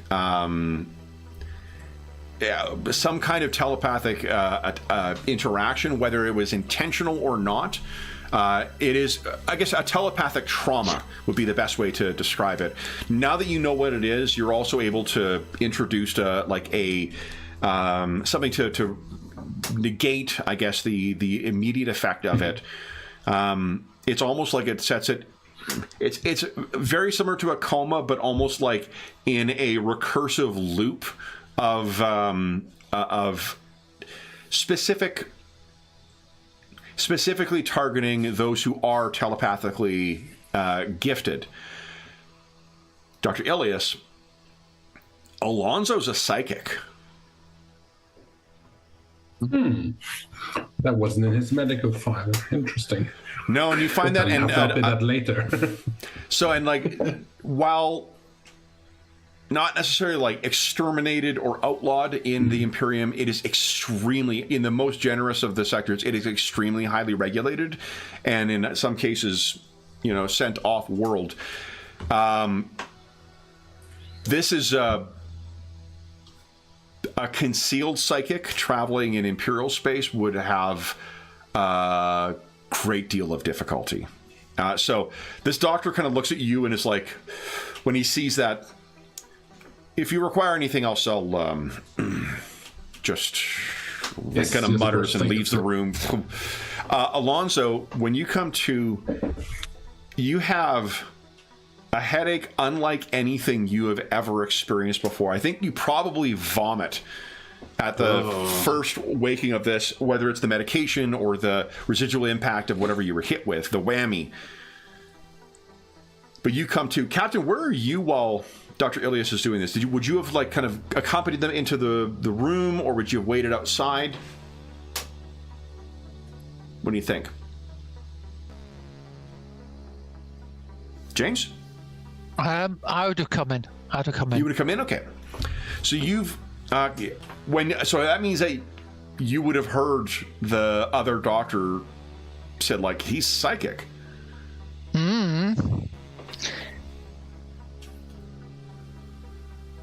Okay. You must be mistaken. This is that's probably about when the guy's like, I think he has this well in hand, and walks outside, leaving Dr. Elias and Captain Gani. And now you would have had an opportunity to talk amongst yourselves after making that diagnosis, but before waking him. So if you guys would like to talk to one another before waking Alonso up, you certainly could do that. Yeah, I think after the doctor leaves and he can tell it Gani now, I think Ilias would look over at the captain and just sort of make eye contact and say, I assume this will not cause any problems for the crew? It doesn't cause me any problems. Oh, like, is he? Are we there? Are we all there? Not yet. You guys are running over. Okay. Blissfully unaware. Yeah. Get out of the way! Obviously, patient confidentiality binds me to not say anything. Yeah. This planet, though. No. So, Captain, what do you... I've seen plenty of things. I spent a lot of my career outside the borders of the Imperium, so seen stuff. Alonso's still part of the crew, so get him off. Okay. Yes, he is. So then Alonso's awakened. Easy. Oh my God. Bucket ready. It hurts to have your eyes open because of the light, but it hurts to close your eyes because of the effort. Yeah. Oh, my head. This is around when Dane and Anchor would arrive at the clinic, and then, you guys can hear inside the examination room, you hear kind of the Star Trek notification that someone's at the door. Mm-hmm. Oh, what happened? Captain, if you open the door, you can see Dane and Anchor are there with all their gear. I mean, their non-weapon based gear. Yeah. So Dane and Anchor, Alonso looks white as a sheet. He's on a medical bed. He's got a bunch of little markers or stuff on him to read. It's the TL 10 or TL 11 equivalent of a emergency room visit. He's not in the gown per se, but Allergies? I don't know what happened. yeah, I think with a 0-2 Alonso, I think you genuinely have no fucking clue. Yeah, he's just... Were you attacked? We were on our way to the tobacco place, and last thing I remember is opening the door and just feeling faint. From my early diagnosis, you seem to have been exposed to some kind of telepathic attack, some sort of phenomenon. Really? It just zonked you out. There's no lasting damage as far as I can tell. Your vitals are, I imagine you have quite a headache, but there's, as far as I can tell, no lasting damage. Why were you targeted? I don't know if it was specifically targeted or just some kind of effect that. But and I hold up a scan saying these brain parts only light up if telepathy. I will leave out the fact that it worked on Alonso because he's also psychic. I will not mention that for now.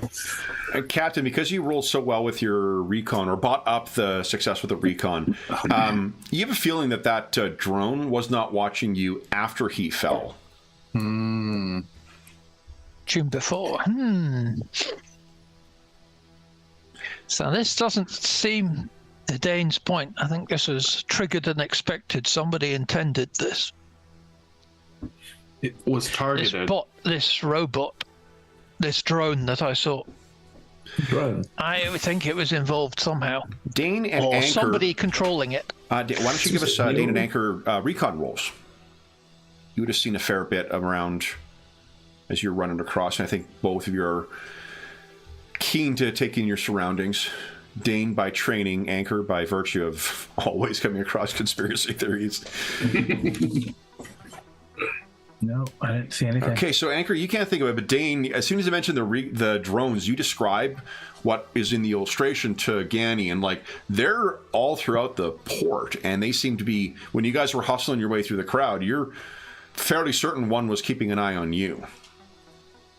Do they have some sort of neural capability? Some sort of very high tech, hugely high tech. You would be aware that because of your training, that to counter potential Zodani forces, there are these kind of like anti-psi devices, but they haven't really been able to develop something outside of like ancient technology that's in that case you might as well be talking about fiction.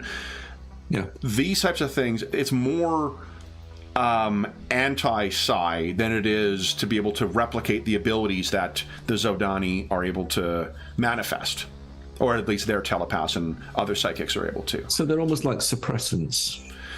That's the type of technology you would be aware of. The Imperium would fucking love to have tech that replicates that stuff, but it is more defensive.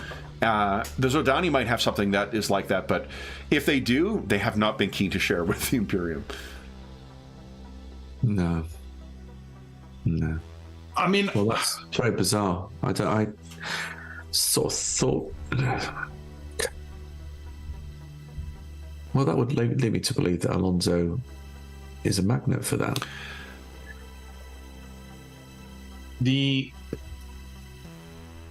So I'm assuming that I've kind of gone through a little bit of life with a paranoia of being discovered. And so I think the way that Alonso would react is very thinking they're after him.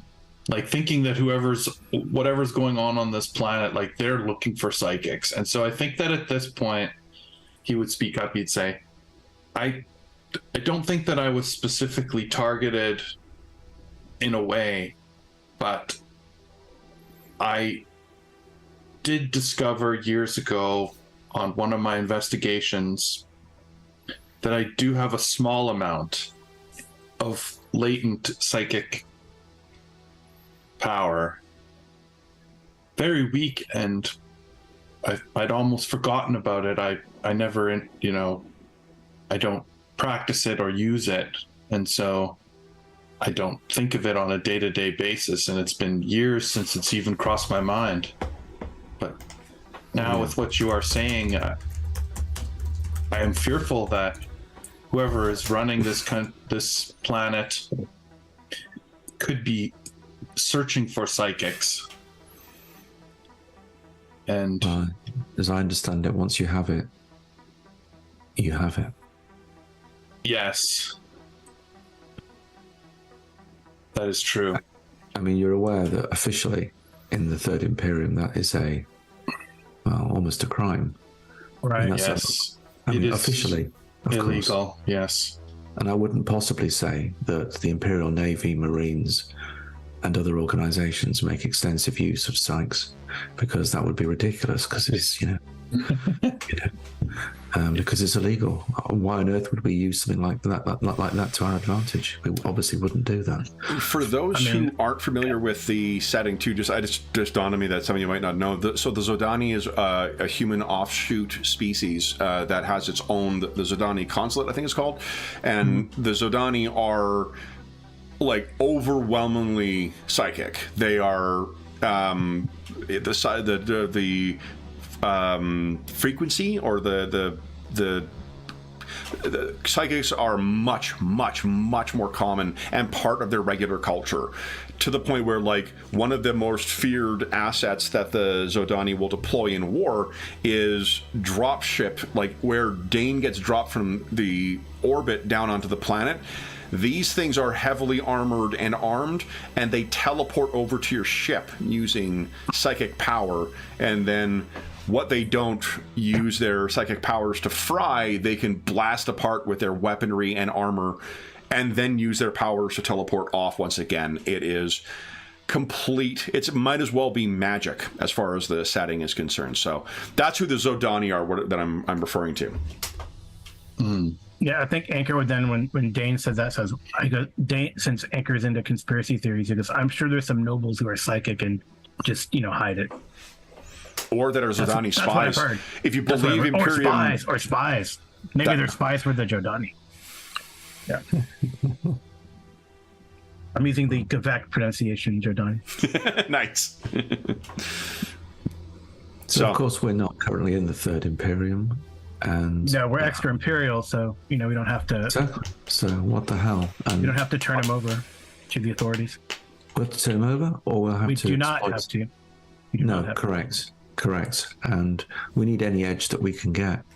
So my thinking is, well, if Alonso, you're apparently lapsed, you may need to unlapse yourself while you're out here. And Yeah, maybe you can program. teleport us into a ship one of these days.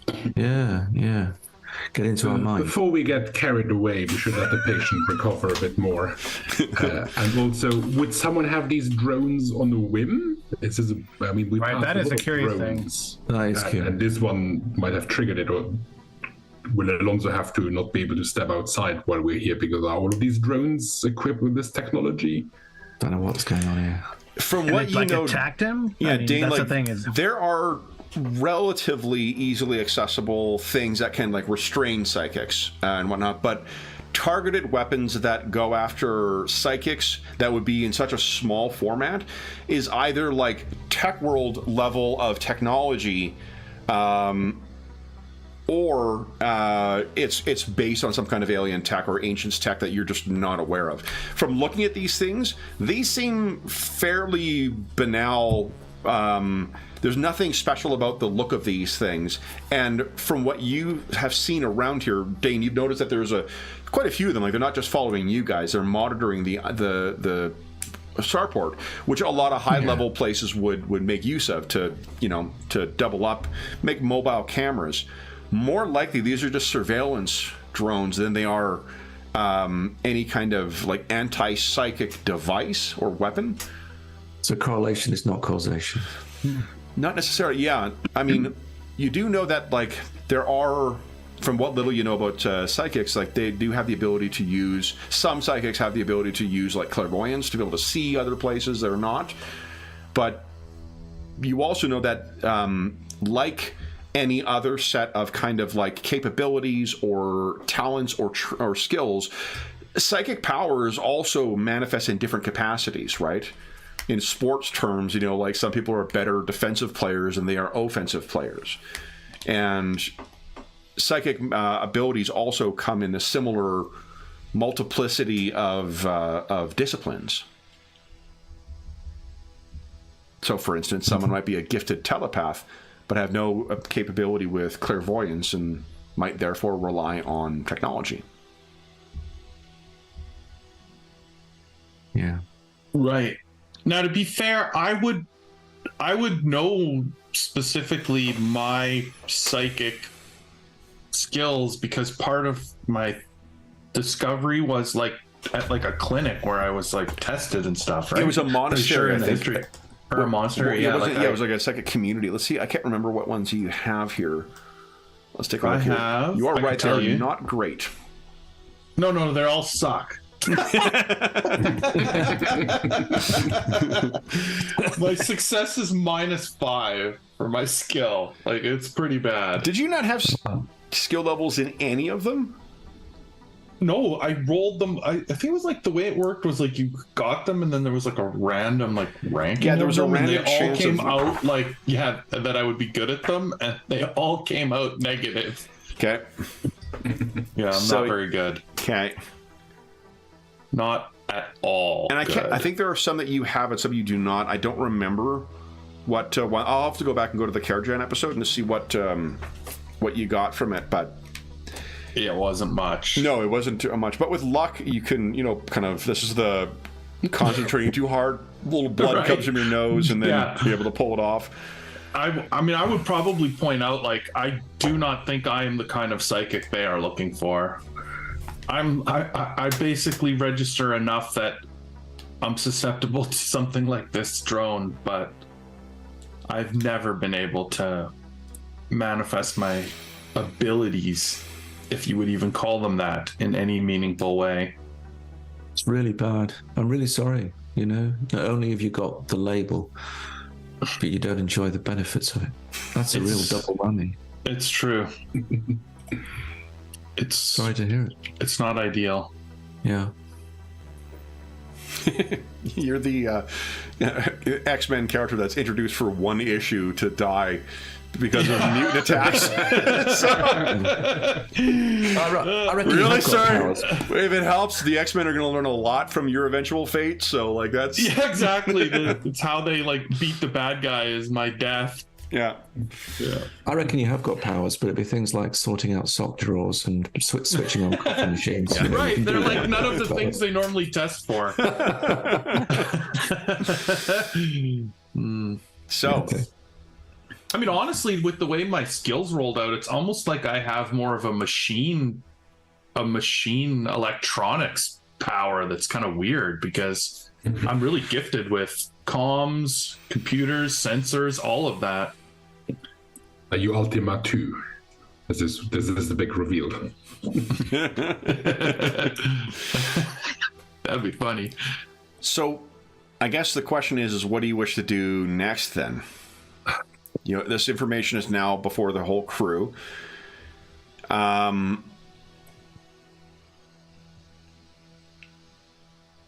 What do you think? Yeah, you're kind of stuck on the planet now until you refill. You carry on as usual and hope that it doesn't repeat itself, or what? Do I wait on the ship? I don't want to draw any attention to us. We're really just here. Yeah, we don't want to. Real downer. Yeah. I was just wanting some. I was wanting some drinks and some nightlife and some entertainment. That was all I was looking for. I'm sure we'll still be okay. Yeah, don't hold back on my account, honestly. I mean, we're only here a couple of nights, I guess. Okay. So, Dane, Anchor, you're heading to the task quarters. Alonzo, you're heading back to the ship. That's the plan? Yeah, I think so. Yeah. Okay. I mean, I'm not.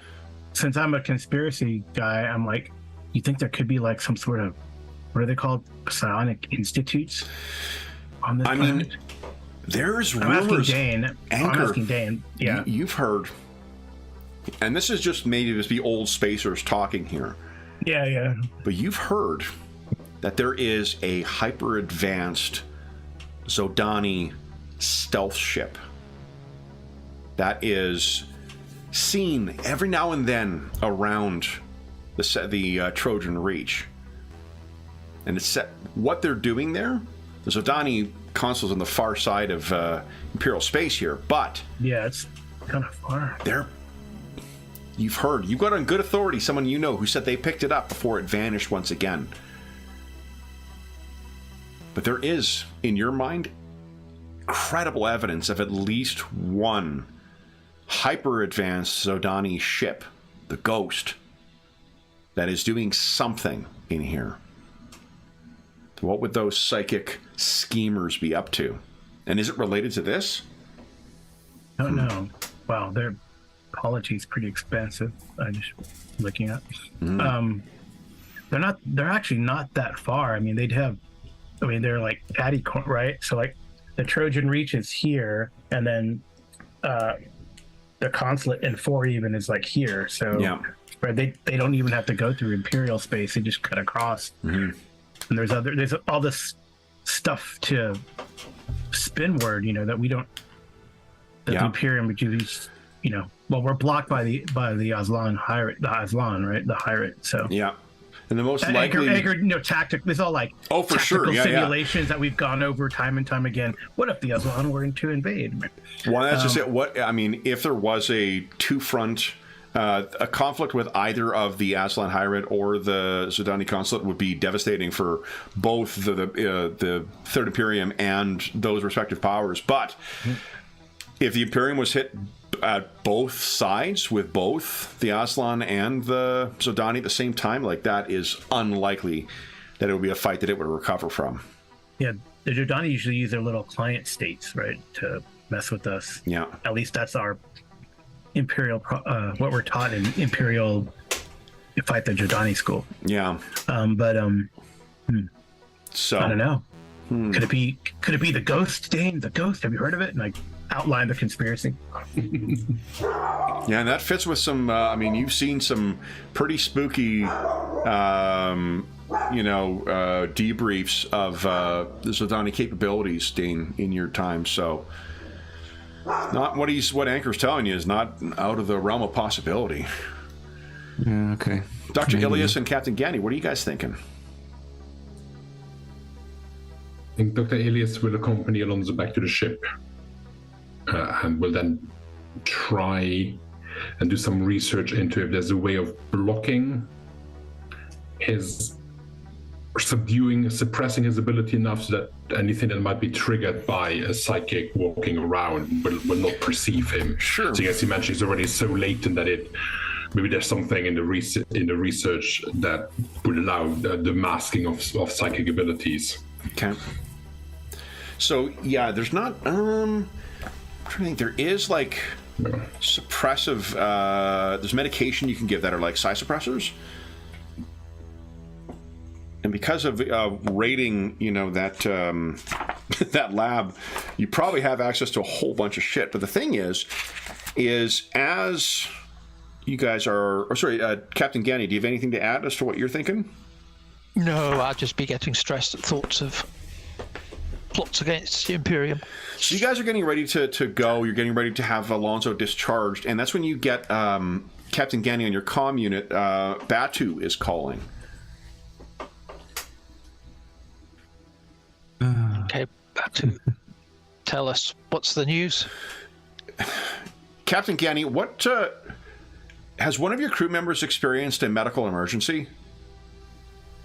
He's a bit poorly, but we're getting him back to ship. How Should did be you fine. know that?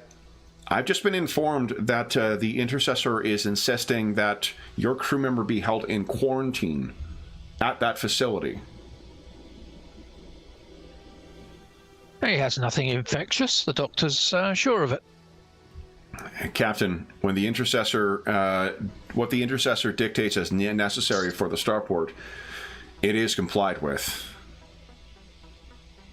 Captain, and there's a pause, and you can kind of tell, like, you certainly have impressed something on her with your great broker roll before. She kind of pauses as if, like, is there something I'm missing here? Everything I've thought would be solvable, particularly for off-worlders. I can understand why there'd be concerns about people staying, but for people who are in transit, I'm sure there's something that could be arranged, no? I can make requests. Having to put things into quarantine, we can just get off the world. I cannot challenge the quarantine position now. That dictate is unfortunately placed, but I can file a request for an audience with the Intercessor to request an exemption. You have, I see, a physician on board. That's right. Perhaps, Captain, if you could put together a proposal for how this ill member of your party might be transitioned off, I can include that in our proposal. We'll get on it. I will be in touch when I have more word. Blessings of the burning sky upon you, Captain. And the rest of your crew And are upon free. you. Thank you. The rest of your crew are free to conduct their business as needed. They were not included in the quarantine order. Again, she seems to be questioning, like, I think as a member of the military, you have been in that position where you get orders and you're like, I don't know why the fuck I'm doing this. This doesn't seem to make sense, but all right, I'm doing it. I wonder how often this happens. How often do these incidents happen? You could ask the doctor that's here. Yeah, I'll do that. Okay, how often do you get this? We've had people who have I've never seen this happen when I wasn't informed for the reason. Yeah. There's plenty of people I- who are either latent, but there's, you know. So you need not make a roll. You can tell, like, as soon as he's starting to tell you, he's realizing, like, okay, something is going on here that is above my pay grade, and I don't want to fucking get it. Like, in the same way he walked his way out of Dr. Ilias treating your guy after he found he's psychic, this is a similar of, like, man, I don't want to fucking know. I don't want to know anything about this.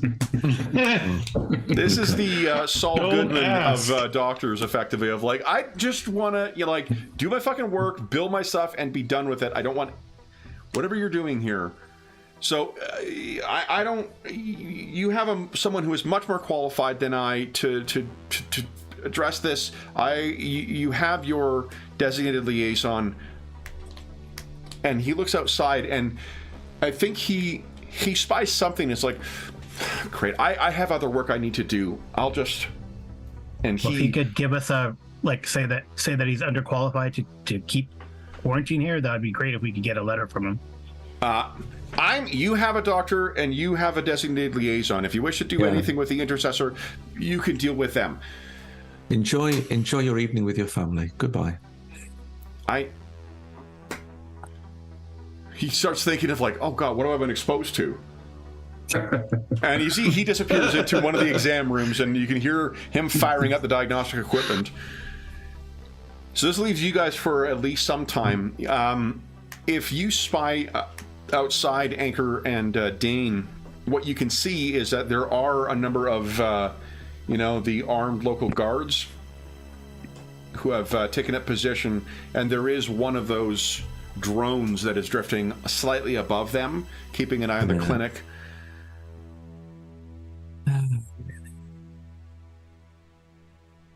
So, Alonzo, you are under quarantine. Yeah. He has to stay here then, right? He has to stay here in this. Okay, they're not taking him somewhere. Nope. Okay. I think we. So, what do you guys wish to do?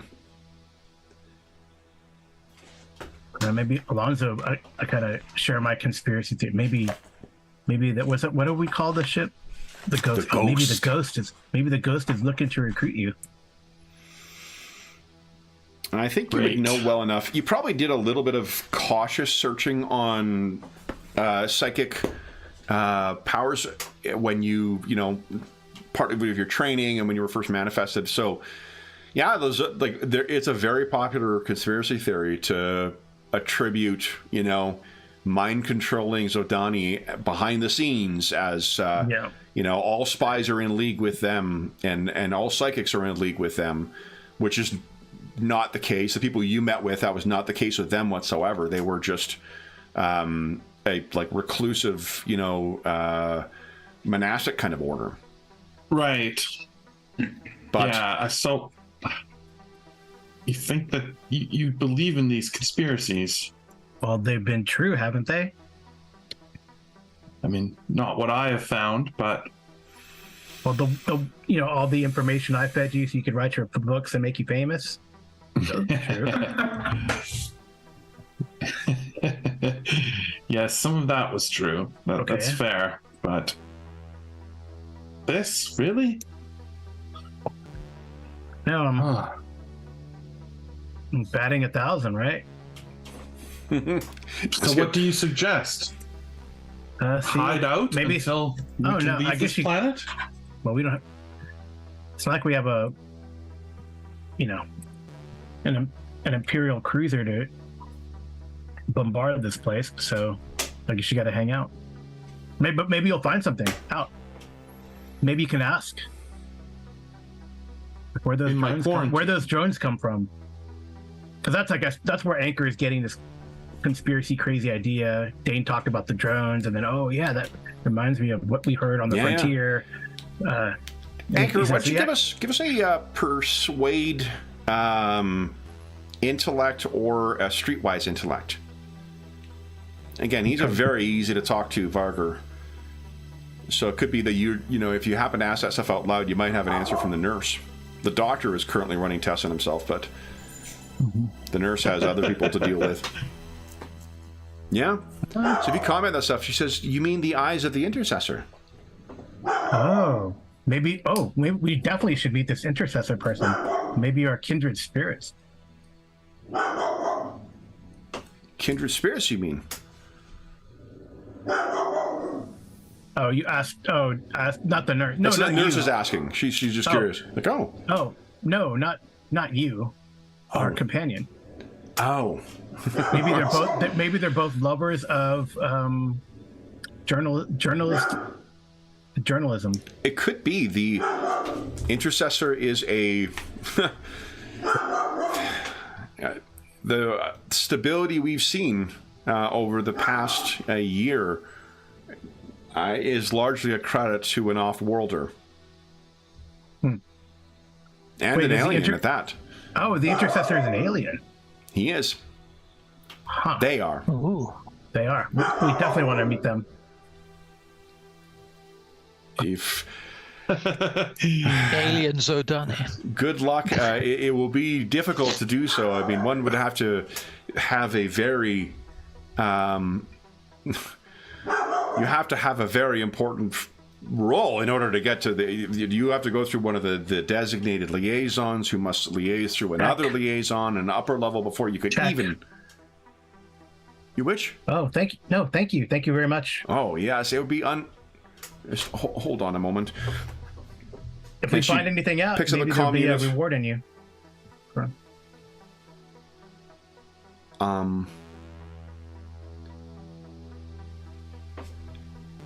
Just a moment. And she transfers, moves into the room where you've been sequestered, Alonso. Mm-hmm. I'm assuming Dr. Ilias is still in here. Yep. Captain Gani, Dane, maybe you're out talking with Anchor, or maybe you're in there as well. Okay. So she walks in, and as you're sort of running tests once again, Dr. Ilias, to figure out, like, it's something I can kludge together to sort of suppress this stuff. Mm-hmm. She says, I am sorry, the patient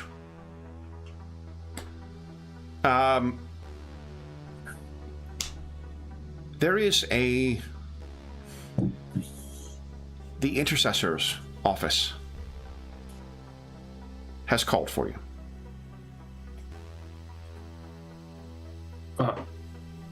She hands over a comm unit.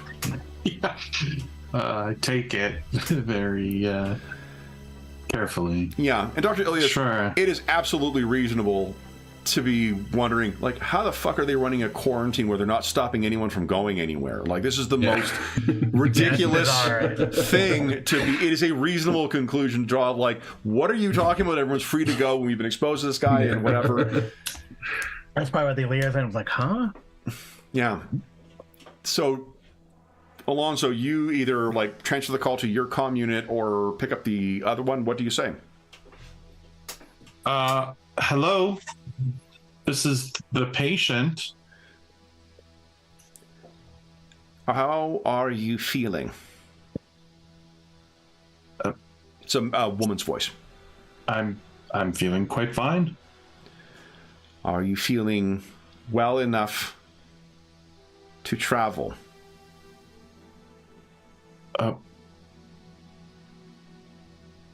Not far.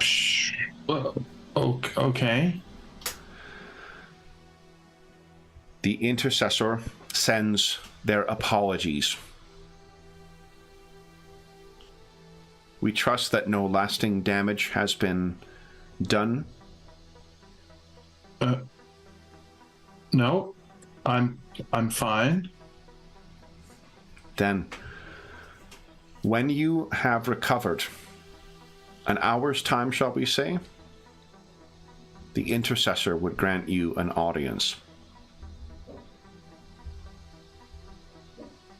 Okay. And I'll hang up the phone. Okay. And you hand it back. The nurse is kind of like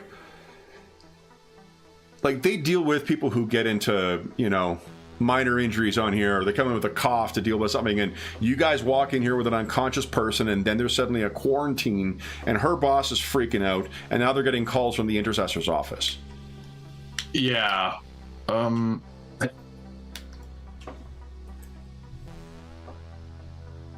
So, Dr. Ilias is there. You've heard one side of this conversation. I'll wait for the nurse to leave, and then I'll look at Alonso. Yeah. Everything okay? Are you free to go? The intercessor wants to meet with me.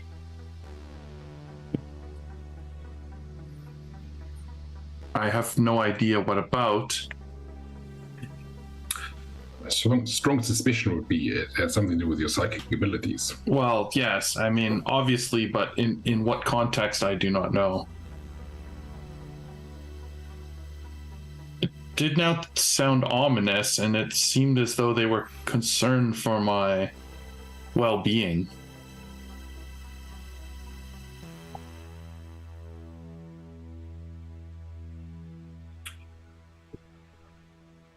Do you want to meet them? I mean, I'm not sure. I mean, obviously, if you say no, then I think Dane will have to shoot us a path off this planet, which will not end well for anyone involved. So, not sure we have a choice in this, but obviously, you know. Yes, of course. I mean, I guess it makes sense to meet with them. As long as we are here, what if we refuse? I think we will be in more danger. What was the nature of their request? How did they ask you? Oh, so you guys were actually outside, remember, talking to the nurse, sorry. right? Yeah. So you could call them in to let everyone know what's going on if you'd like. Yeah, I think I probably would, because Okay. it's kind of a big deal. Absolutely. So, Captain Ganny, Dane, and Anchor, you're called back into the room. You meet again, and Alonso, what do you tell them? A person named the Intercessor wishes an audience with me. I do not know their intentions exactly, but something obviously to do with my inherent abilities. Wishes, insists, demands. It was a polite request, would be the way it seemed to me. It wasn't a demand. Okay. I don't know. I think if that request has been made, you should go. At the very least, it's an opportunity for us to discover something about what's going on here. Yeah. If it's a request, then yeah. Say do it. It might give us an edge and advantage. They are on their way shortly. I'm not sure if any of you wish to come with me. I'm not sure they were invited. Right. Well, fair enough. Well, I mean, if you end up having like a big party there, be nice. You invited us, but Yeah. I mean, take a doggy bag, won't you? yeah. Fair. I think, Dr. Ilias, this may be more of the kind of devious mindedness of some of your colleagues thinking here, but if they say that only Alonso can go along to this meeting, given his recent medical crisis, do you think it might be reasonable to suggest that his physician should go along with him? Absolutely. We have to make sure there's no relapse, no unintended injuries later on. So yeah, I think a physician could get along, Alonso. We could insist on. I think that would be a wise decision. So then for Captain Ganny, Dane, and Anchor, what are you guys thinking? What do you do in the interim? What you had planned? Attend at the TAS, get a drink? Yeah. I think so. Oh, maybe Alonso give us his tobacconist order too. We can pick up some stuff. That's very nice of you. Because he was rudely interrupted. That would be very nice. Yeah, so you go to the shop around, then head to the TAS for dinner, and see what happens. Dane, Captain Ganny, what are you thinking? I'm just gonna go for my portion of rum after all of this weirdness. I'll start the Taz and then go to a range of disreputable and uncertain bars. I think that you will have very little difficulty finding an appropriately seedy watering hole on Hilfer. That sounds great. Yeah. Travelers, ex-mercenaries, revolutionaries. Yeah. So I want to get in there and have a good drink and talk. And Alonso's a psycho. yeah, that's. Oh, I guess we can't go to Imperial Space anytime soon. no, he's still on my Christmas card list. Then. Just make sure that you write the Merry Christmas in Zodani. Yeah, well, he'll probably know what I'm sending before I send it. But whatever. So you guys can picture I think a suitably, Mos Eisley-esque watering hole for where you guys end up that evening, leaving Dr. Ilias and Alonso. I think we're going to save the audience with the intercessor for next session because we've only got 20 minutes left. But drinks are not uneventful. Uh-oh.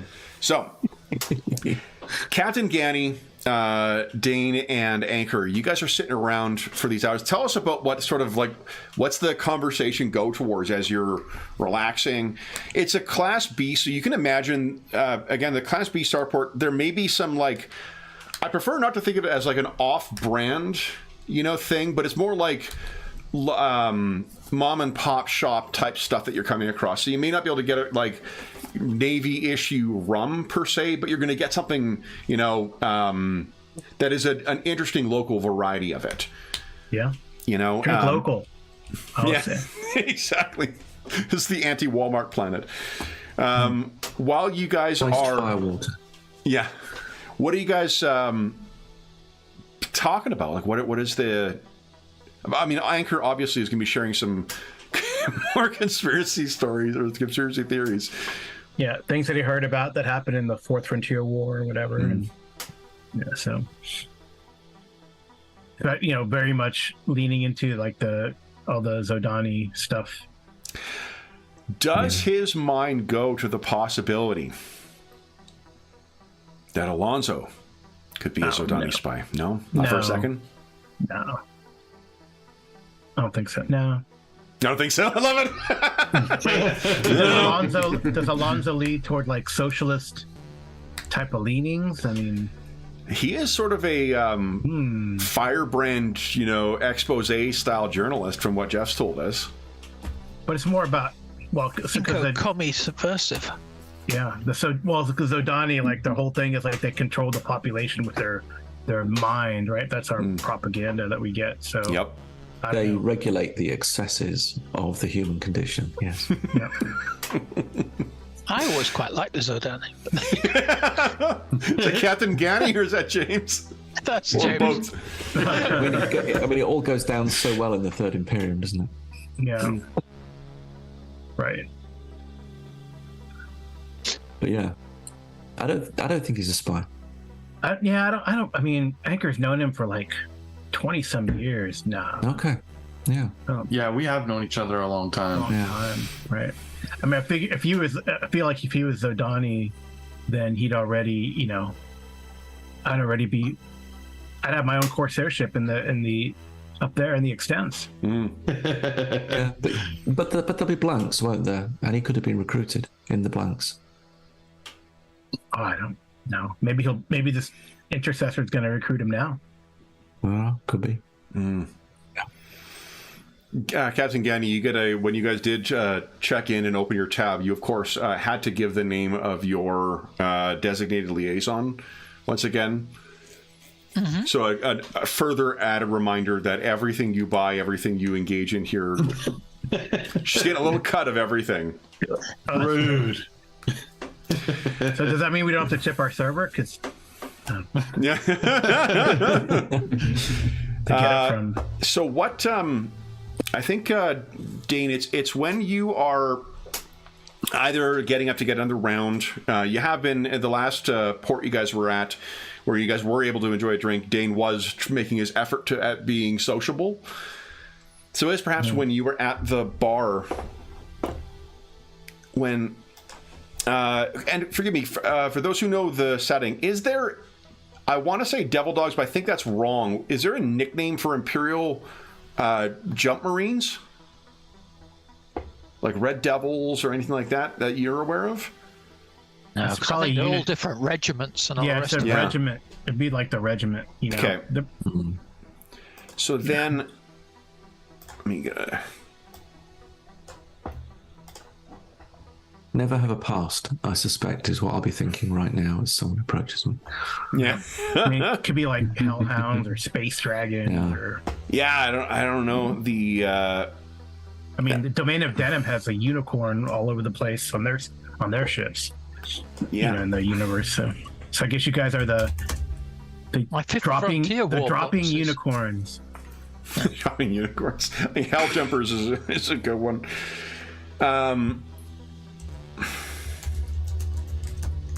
All right, give me 2 seconds. I got 2 things I'm setting up here. One is a Space Fang Dragon, and the other one So the is... Fang Dragons would be a ideal space. My unit, my drop unit was known, so I'll just go to my notes. My drop unit was known as the Night Wraiths. The Night yeah. Wraiths. Okay, awesome. And they're an Imperial Black Ops section. Okay.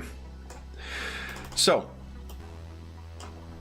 you head up to the bar. You order sort of the next round on the tab, and you're waiting. You've learned in this place you got to get your drinks if you want to be served, because there's no waiter or waitress coming by to your table.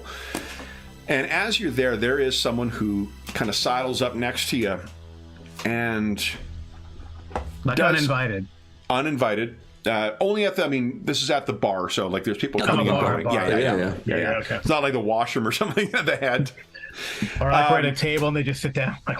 No, and they don't sit down, because like you can picture that Dane's leaning on the bar, and this guy comes over, leans next, and says, "Looks like this." Long duster. You can ignore the Union Jack on the side, but he says, "Well, having a good evening there, soldier." I'll look at him with dead eyes and say, "Are you talking to me?" Well, I was hoping to have a conversation with you, but you know how it is here. Everything's got to go through another set of ears, and then another set of mouths, and then another set of ears before it ever gets back. It's a lot of runaround just to have a conversation here. Yeah, especially for a trader, right? But Yeah. we're not traders here. We're just having a drink. So what do you Oh, want of to course. say? We're just having a drink. Friendly drink, right? Most definitely. And he nods at the bartender, points at the drink, and points at you to serve him what I'm having. Okay. I mean, because friendly chat. I know that, hope you wouldn't think it too unfriendly if conversation went to work either. Not at all. Not at all. We're independents. Always looking to make a credit. I had that look about you. We're he gestures back, and what you can see sitting back at a discreet distance, but you're kind of watching what's happening. There is a Vargur as well. It's law level 10, right? Yes, There's no weaponry. Like, you can ignore the Okay, well, weapons. I was going to say, I will do a cursory flick. My eyes will flick across them and just see if there's any, perhaps concealed weaponry. Sure. Give us a recon check, please. Yeah, sure. Let's see here. You guys have 11 minutes left and, like, what, 10 luck available? 15. So you guys are sitting pretty, I think. I'm hoping this doesn't go anywhere. No, don't see it. Don't see it. Oh, it's not snake eyes though, so you could spend luck. If you spend 6 luck, that is, you'd see anything that would be concealed on them. I think for now I'm going to save that luck. Okay. I'm going to assume that they are probably armed. Yeah, I think if you look back, the says we don't mean any trouble for you. Like you said, I'm sure. Just friendly chat, but you know what's tricky is if you're trying to get someone off planet that you don't want so many ears and eyes. Boy, it's a tricky prospect. We'll head to Drinax. You know, I hear Drinax is a really great place to be this time of year. Oh, more pertinently, it's not here. I would tend to agree with that. The drink's been set in front of you. He clinks it and takes a sip. Yeah, I do the same.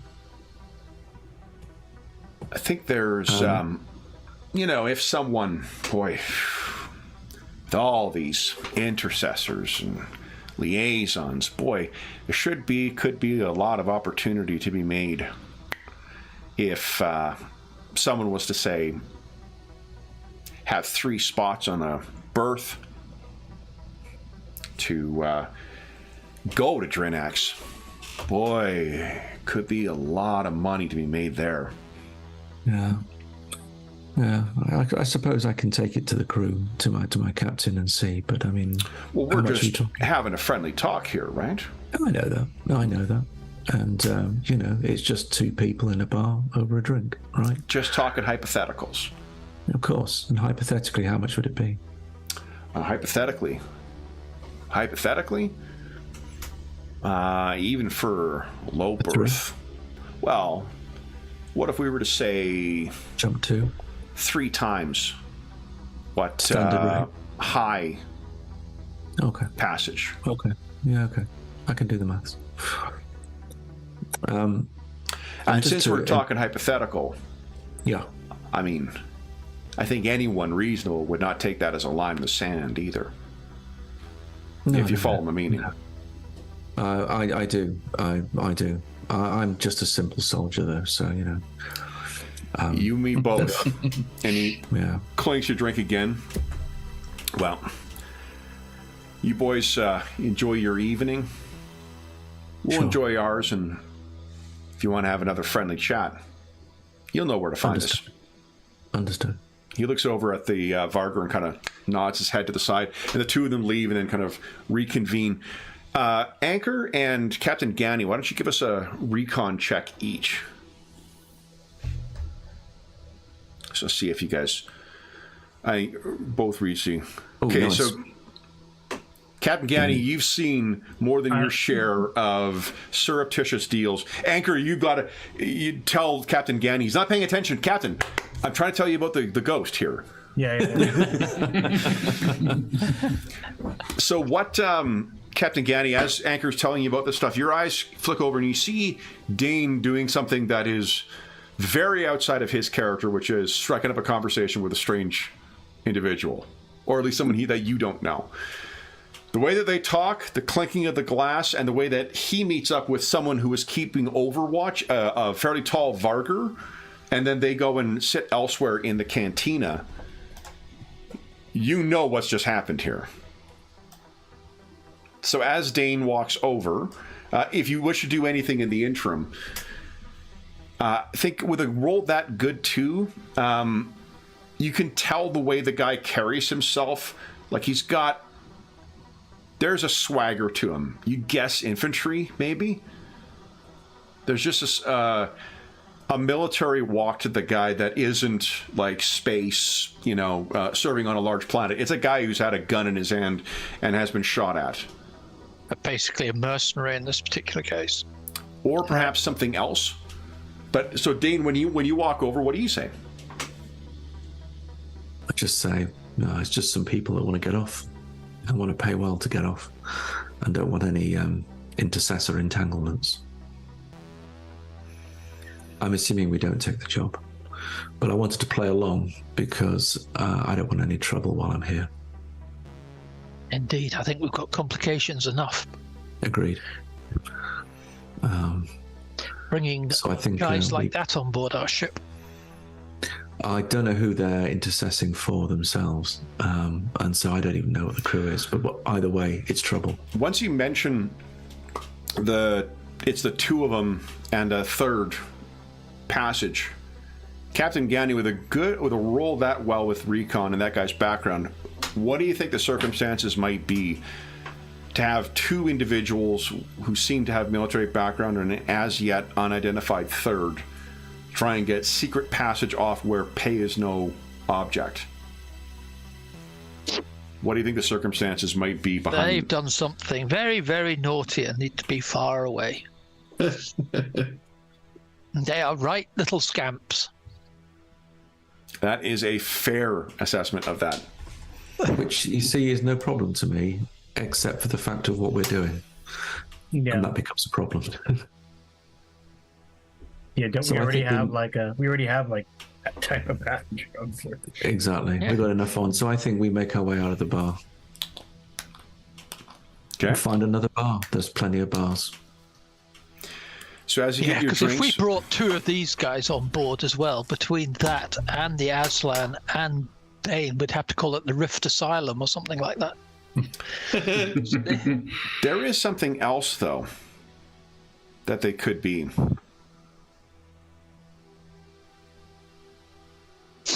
Bounty hunters. True. Yeah, that would fit. That Prisoner? would fit their look. That would fit their look very well. You guys finish your drinks. You head out of the bar, head off to your other destination, and we'll end our session with the two of them sitting at their bar, seeing you walk out. Do you, any of you, make eye contact over in their direction as you leave, or do you just leave? Anchor probably doesn't know about him, so he just keeps talking. Yeah, and then in the Marduk system, there was a sighting of the ghost by a trader that was bound for. Yeah, my next story up. Yeah, I start talking about the sonic suppressions and all that kind of stuff. Yeah. I think as we go, I think I will turn slightly in their direction, and I will just Shake your head. He nods. And I'll roll my eyes listening to Anchor. Okay. So the two of them, I think we'll end our session with the two bounty hunters looking at one another like, And we have our meeting with the Intercessor in 2 weeks' time to be our final session of 2023. So you guys get your usual XP, and for those listening at home, thank you so much for joining us for part 16 of our ongoing Traveler campaign. As is always the case, if you have any comments, questions, or concerns regarding the session, the campaign, or the game we're playing, please do not hesitate to leave a comment in the comment section down below, and I will endeavor to reply in a timely fashion. There's also a link down below to the Dungeon Musings Discord server in the description of this video, where we have channels dedicated to, I think we have one to Traveler. I think I've talked about this each time. Do we? Yep. Yeah. We do. Yes, we do. That's right. We have one dedicated to this campaign and game, as well as most other campaigns we have on the channel, most of the games we run on the channel, as well as a bunch of other great things like DM discussion or, finding a group or whatever. There's tons of great people over there, and you are more than welcome to join us just by following that link. There's also a link down below to our friends at Noble Knight Games. Noble Knight Games is, excuse me, the preeminent unionized retailer of hard-to-find and out-of-print RPGs in North America. Not only do they have a terrific selection of new role-playing games, board games, and card games, they have an unmatched selection of hard-to-find and out-of-print RPGs. If they do not have something in stock that is listed in their extensive catalog, then you can put it on a want list and they'll send you an email when it comes in.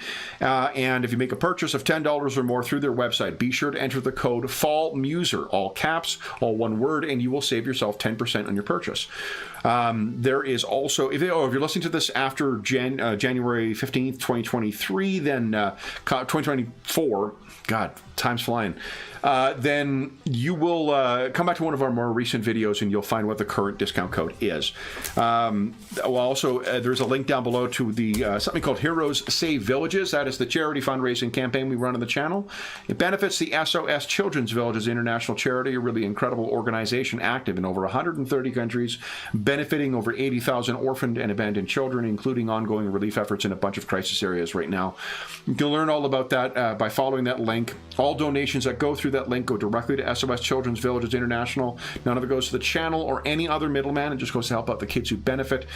And over the past year, as a way of saying thank you, we have been running our 6-part Year of Ill Omens campaign. You can find a full playlist of all 6 sessions that the donors to the Heroes Save Villages campaign helped shape by selecting time and location and types of characters and the game we played.